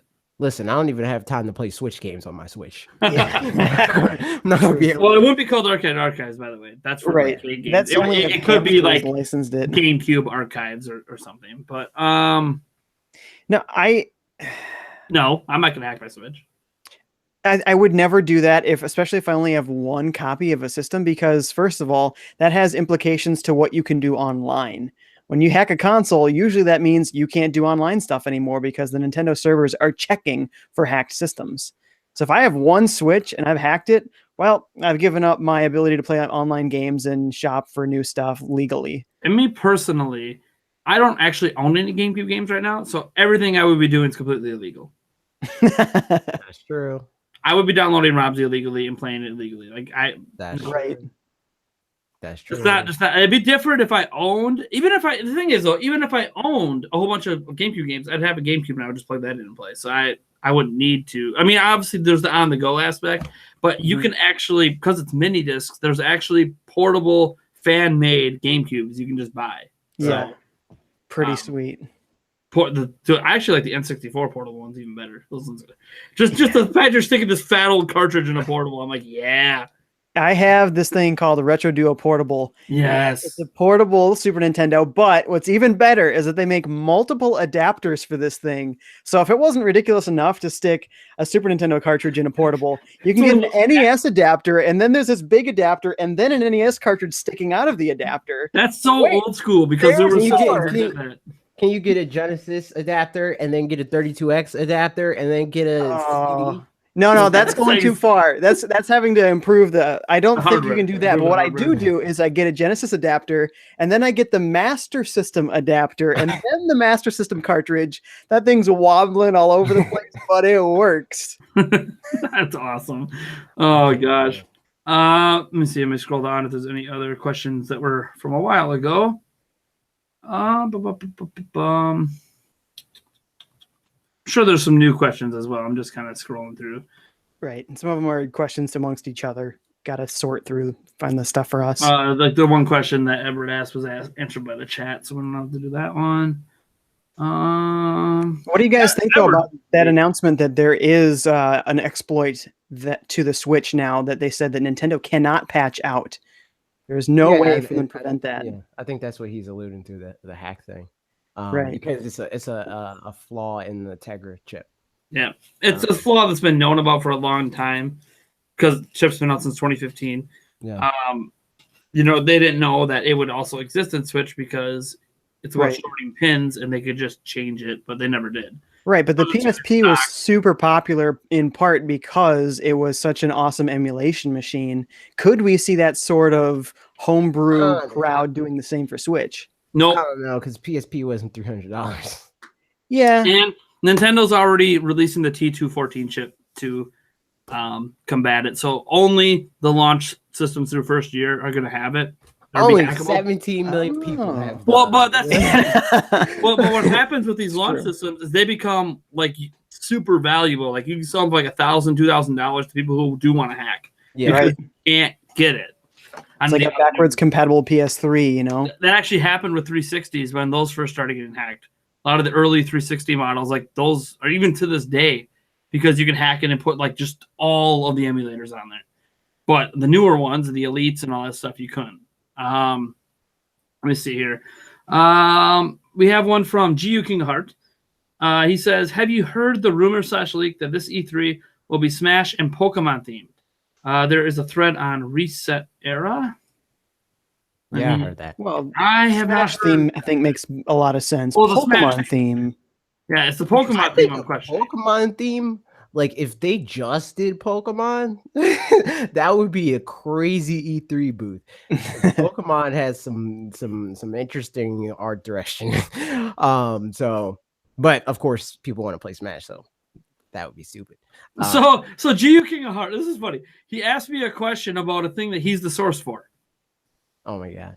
He said, "Did you hear What? about this thing on Reset Era?" I go to Reset Oh, Era, he's the source on Reset Era. and it says this popped up in the Smash Bros. Switch discussion topic on Smash Bros. A guy on YouTube by the name of GU King of Heart claims to have heard from the source. Why? So why would, if you're the source, why would you just tell me? He's you trying to start a rumor. Yeah, like you're actually one of our Next, longtime next. fans, man. If you have some info, why weren't you Yeah, popping it up to me? either my boy? pass him the info or we should move on because he's making it all up. Yeah, heard from a source that Nintendo's E3 booth will be Smash Pokemon team. The video is down, is unavailable. That originally was put in there. I don't fucking. So GU King of Heart, man, since you're considered the source, you better. Well, Master of Hyrule apparently is talking as well. I know who that is too. I know you people. Get a hold of me and show me your proof, and then we'll see if we're talking about it. Right. Nate needs your contacts if this is real. Well, like GU King of Heart can get a hold of me in Discord. So it's like, get a hold of me, show me your proof. You know I'm gonna keep you safe and keep the people safe if it's legit, and then we'll have a conversation about it. Until then, I ain't gonna talk about it. And he'll post an article on his website. Did you guys know that Nintendo's E3 booth is 1/5 Pikmin themed? I did hear that. My Confirmed. my inside source, man. Me too. And I heard that my inside source might be somewhat connected to somebody that was related to someone that works at Nintendo. So it's pretty reliable. I'm GU King of Heart. I'm so sorry if like you're legit. We're just trashing you. Let me see here. We do have a question from Sakon10. It said, "Is it profitable for Nintendo to revive a dead franchise?" Depends on what the Kid franchise Icarus is. Uprising. I mean, I don't know if it's like It's completely weird. revived, but it sold pretty well for. Well, there's a lot of franchise franchises had that have 3 games. died that were profitable even like when they died. Yeah, like Metroid. F-Zero. Yeah, exactly. Like F-Zero was selling very well, and they were like, "Yeah, we're just gonna do Mario Kart now. That's all we're doing." I Yeah. don't know if F-Zero was selling very well. Well, not like, okay, it wasn't Mario Kart, Right. but it's, if you look at the Profitable, though. sales of the series, it was consistent. Like Yeah. That's if you made all these F-Zero games, why would you just stop? You know what you're gonna get. You're still making Kirby. that's also true. Can't spit out some F-Zeros. Their excuses. stop. We need a unique idea to keep F-Zero going. This is the conclusion we came to. Can Kirby until you can come up with a unique idea for that. Where's the unique Kirby ideas, Nintendo? Right. They put him in a robot. What more do you want? I mean, come on. Edward Norton says, here's a question for AJ and Nate. 42. And 5J. Sorry. Thanks When I see for FF, lying and adding that in there after. well, the fact, man. no. When I see appreciate that. FF, I always think Final Fantasy, but I'm like, oh wait, okay. FF, that doesn't make sense FF. for 5J. I know, but I think because he's listing 3 of us, and there's only 3 of us here, so I'm assuming he meant 5J. Would you? Oh yeah, he already. Oh yeah, he was re-asking that question. Never mind. Those are just re-answered. Those are the ones from before.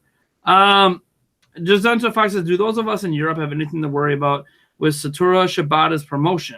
Or did they lay enough groundwork? Yeah, because we only talked about the one promotion. There's like 2 more of them as well. Or did he lay enough groundwork for Nintendo of Europe not to go bat down the toilet when he leaves? Man, yeah, Nintendo of Europe was not in a good place before Shibata got there. You know, the thing is, I don't know, because it's going to depend on who they replace him with. Right now, there's no announcements. Well, he didn't leave the company, so he he's promoted. He has concern for Europe, right? He's like, I built this up. He is concerned what for it Europe, was. and he's now going to be the third most powerful man at Nintendo. Right. So they're going to make sure, he personally will make sure that it's not going to slide down into oblivion because he left. Yeah, and maybe that's why, maybe that's why they haven't announced anyone, because he's still going to kind of sort of be running it for a little bit. Undoubtedly. I don't know if I trust anyone yet to take over, so I'm going to keep running it until I pick my guy. So are all these Reggie changes Fils-Aimé. going through in July Reggie or Fils-Aimé. just the president? June 28th is when any change can be made, because that's when the general meeting of the investors, that's where they do the voting every year. Because technically, even though Nintendo picks people, it doesn't matter unless the everyone votes on it. But they have yet to elect anyone hasn't gotten the vote. So basically, people vote where they point their finger to vote. Well, if they give them one option, the only other option would be no, we're going to keep the current president. Right? And we all vote for Mario to be. Look at Gio King Hardy's boasting. I reached the no yesterday. That doesn't legitimize you. Right. But the no is an awesome YouTube channel. But it's like, yeah, the right people pick up your rumor. It doesn't make it legit.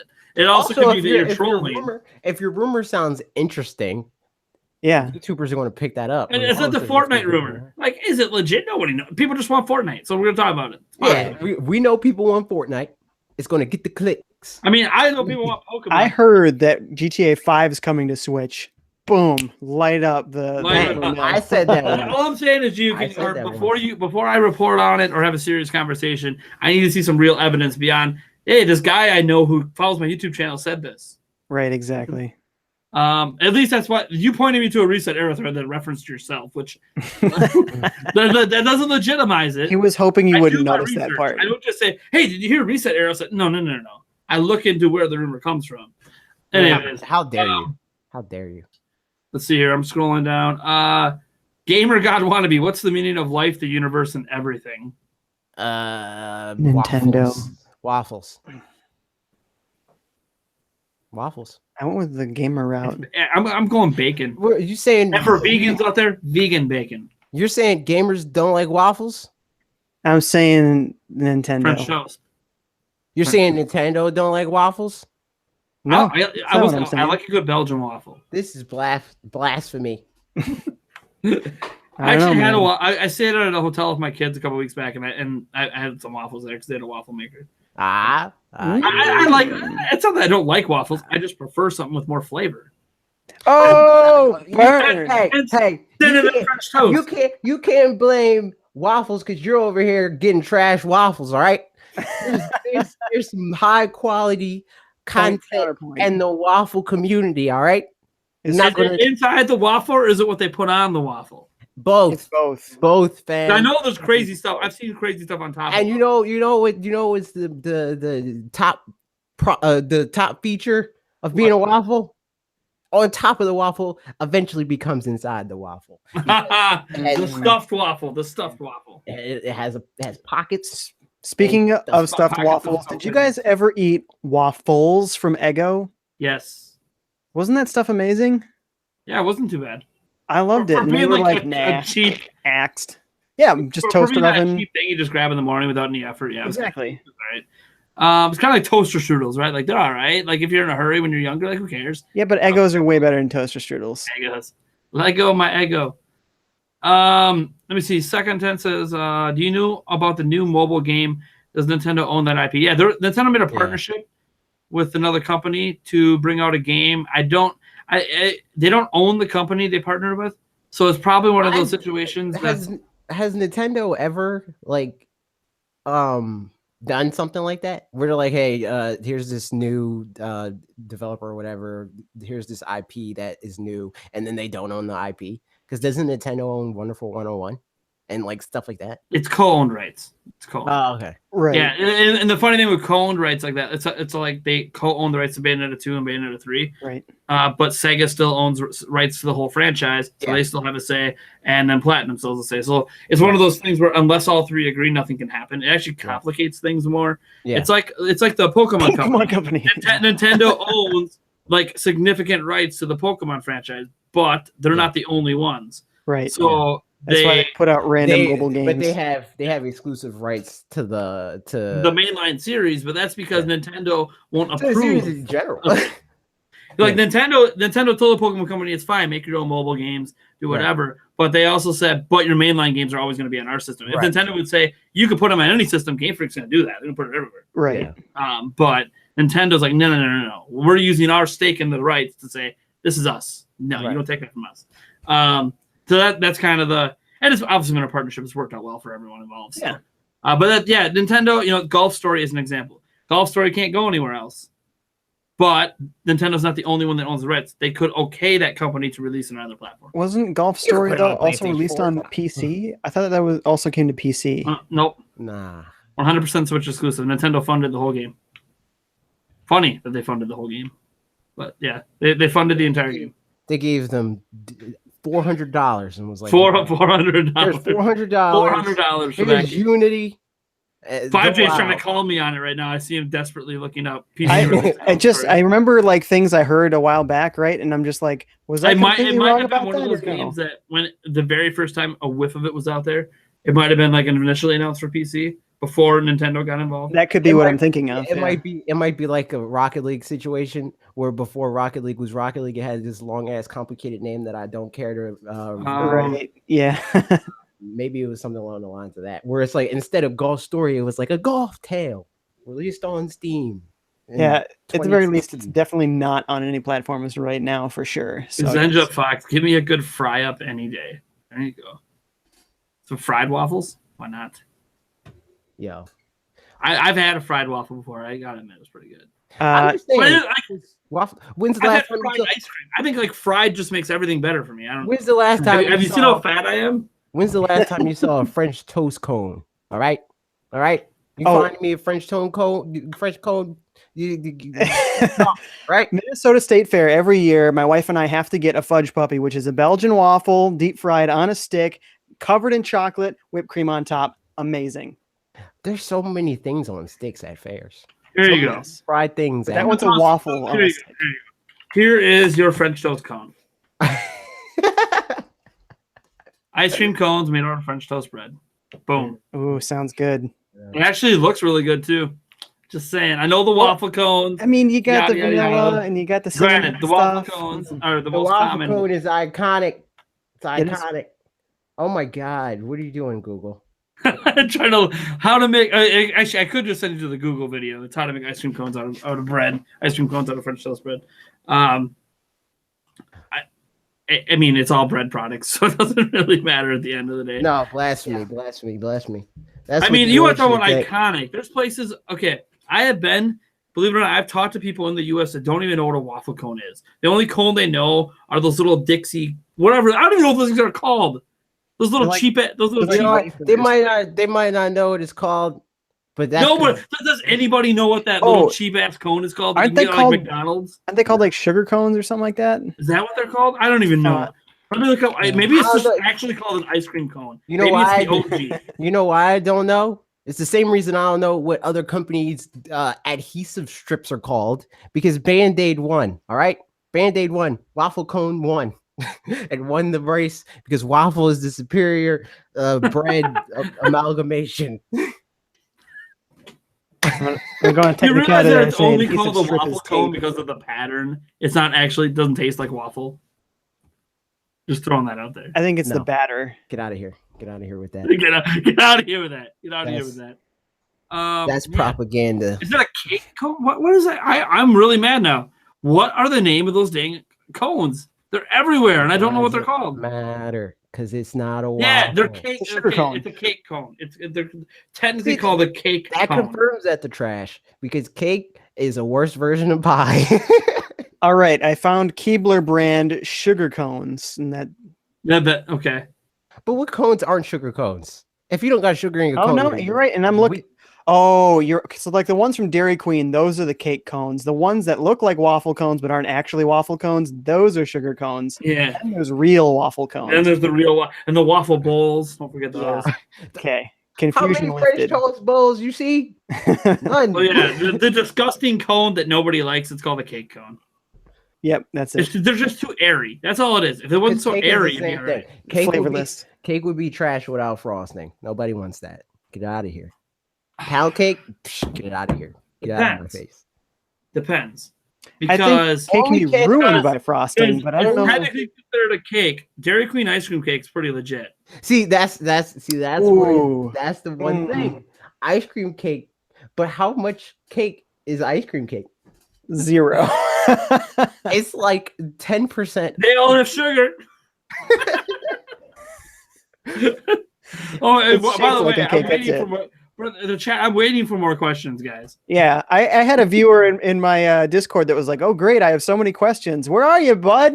Waiting Like we for ran out of questions a little bit ago, so I'm just kind of biding our time to debating waffle cones, cake cones, actual cake. We haven't even gotten This to is pies. the main topic. I don't know what you're talking about.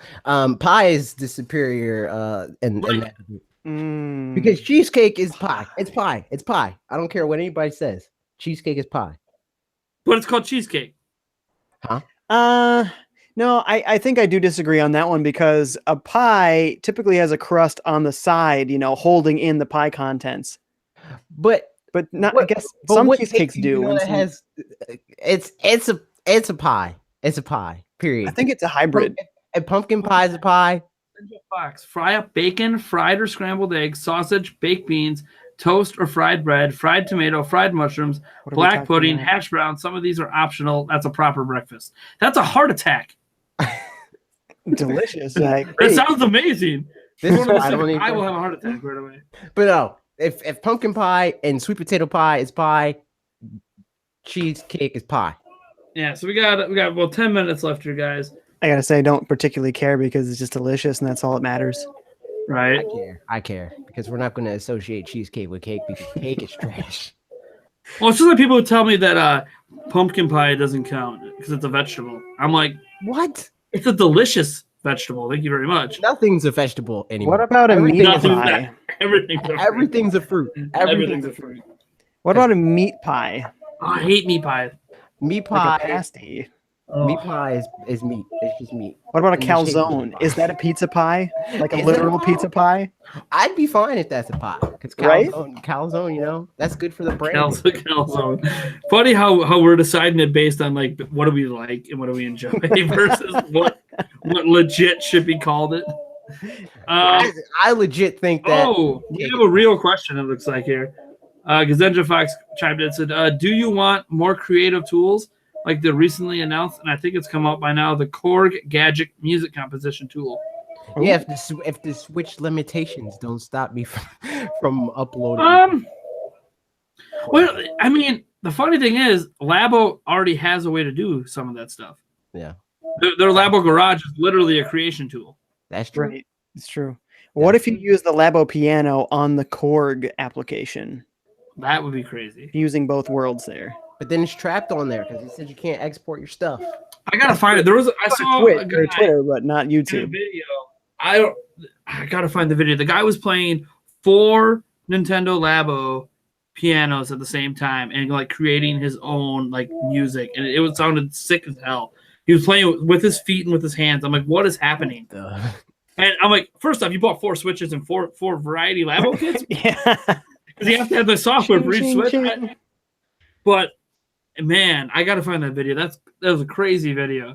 But again, that's not you. That's just someone being creative. That's not necessarily Right. the software. But yeah, like I would love to have more creative tools like that. And I think more will come. I mean, it's a tablet, right? So any creative tool that can already be done on a tablet can probably be done on Switch. Technically, Yeah. it's just a matter of where they think Switch's audience is. Like there are schools that are now contacting Nintendo about potentially getting Labo in certain school systems.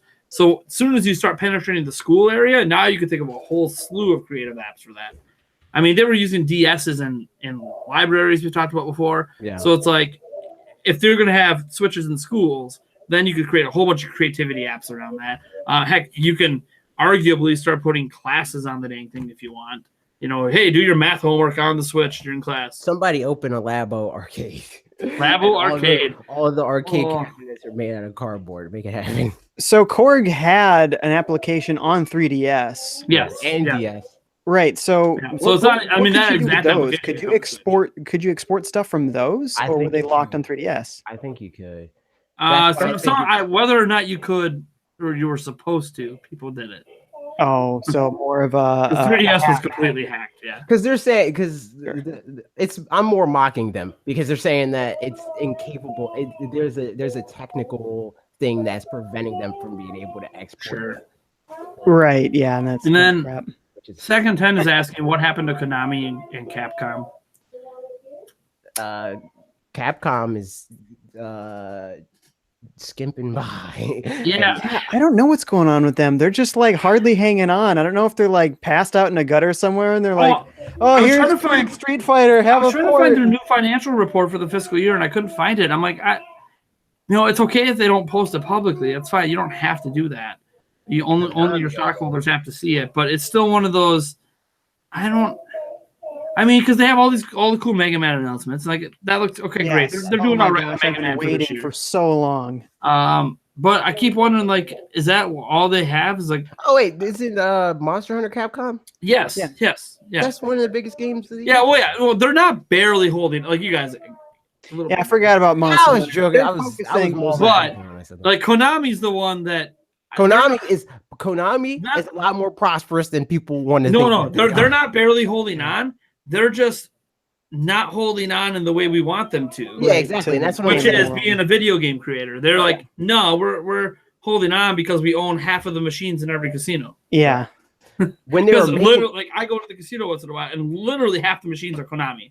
When Konami was doing what everybody wanted them to do, they were losing money on the thing that people wanted them to do. Yeah. Kojima was like, let's make an $100 million game. Let's do a Silent Hill that's $100 million. It's going to sell 3 million copies, but let's just dump $400 million into its production. Yeah. But also, even when in the late days of Konami, they still weren't holding up to the standard they'd laid down in the early days, which was pumping out as many games as possible. Like the Nintendo would literally let them do, and all of them somehow ended up being awesome games with really sweet music in particular. Legit.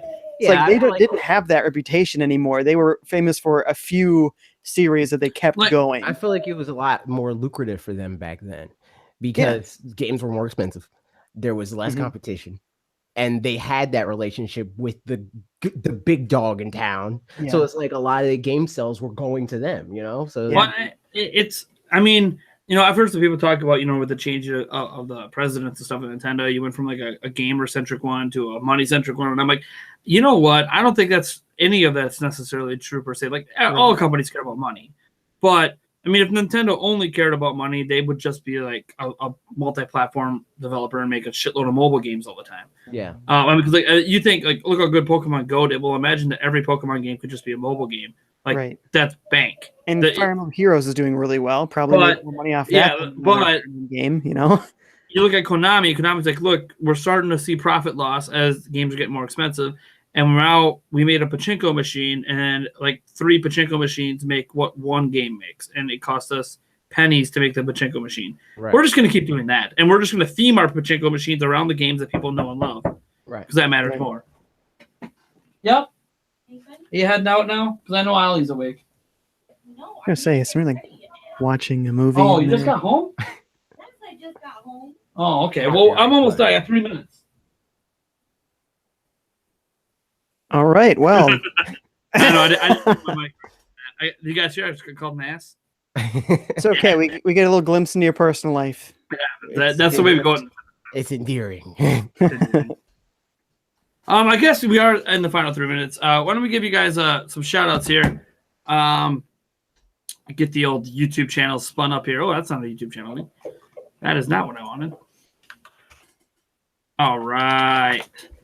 So if you guys would go, how about as I'm linking these up, I'm about to link Fanatix 4 here. AJ, why don't you tell people a little bit of what your channel does for any viewers who don't know? I make video essays about Nintendo and how much they need to change their video games. This week I made a video about GameCube remasters that I wanted coming to Switch, and also how virtual console is not a thing. Nice. So if you want to watch that, guys, like, comment, subscribe. There you go. I'm about to put 5J's channels. I want you to tell people what you do, 5J. Hey guys, well, you're probably already familiar, but for anybody new that might be watching, I do lots and lots of live streaming. I do exclusively Nintendo stuff for Nintendo Prime, but on my own channel, I also do pretty much anything PS4, Xbox, but like old stuff too. Retro Game Treasure sends me retro games every month, and you never know if it might be Dreamcast or Sega something. CD. I wish I had a Sega CD. I want one day, but my collection just got a little weirder. I got an Atari Lynx, I got a Neo Geo Pocket Color, and I got a Wonder Swan. I think you're the 5th person on the planet Earth that has a Wonder Swan. At least in America. At least A, in America, right? a Wonder Swan. Hey, no, actually, Nintendo Connection there. It was designed by Gunpei Yokoi, the guy wow. who made the Game Boy. Blasphemous. Yeah. Blasphemous. How dare he? And he died before it actually released, so they made a game for the Wonder Swan called Gunpei. That's crazy. Do you have it? It's coming from Japan, so it'll be here in like 2 weeks. Oh my god. Awesome. All right, Anyways, guys. live Well, that's gonna do it for the second episode of the Primecast. Thanks for tuning in. Be sure if Game Over Jesse shows up next week to yell at him for not communicating. Everyone give him hell when he shows up. Or just find him on his channel and do the same thing. Yeah. Tweet him. I saw him tweeting. I saw Yeah, him. yeah. That's the thing. Yeah. I know he's alive. It's just, come on, man. I text you, I call you, I message you, I DM you. Come on.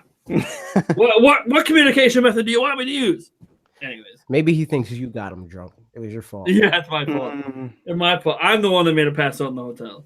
All right. You're a bad influence. All right, folks. You guys have a good night. I gotta go take care of my 2-year-old who's apparently up in the middle of the night. Yay. See you guys. Yeah, Peace. fun time. Yeah, fun times. Later, guys.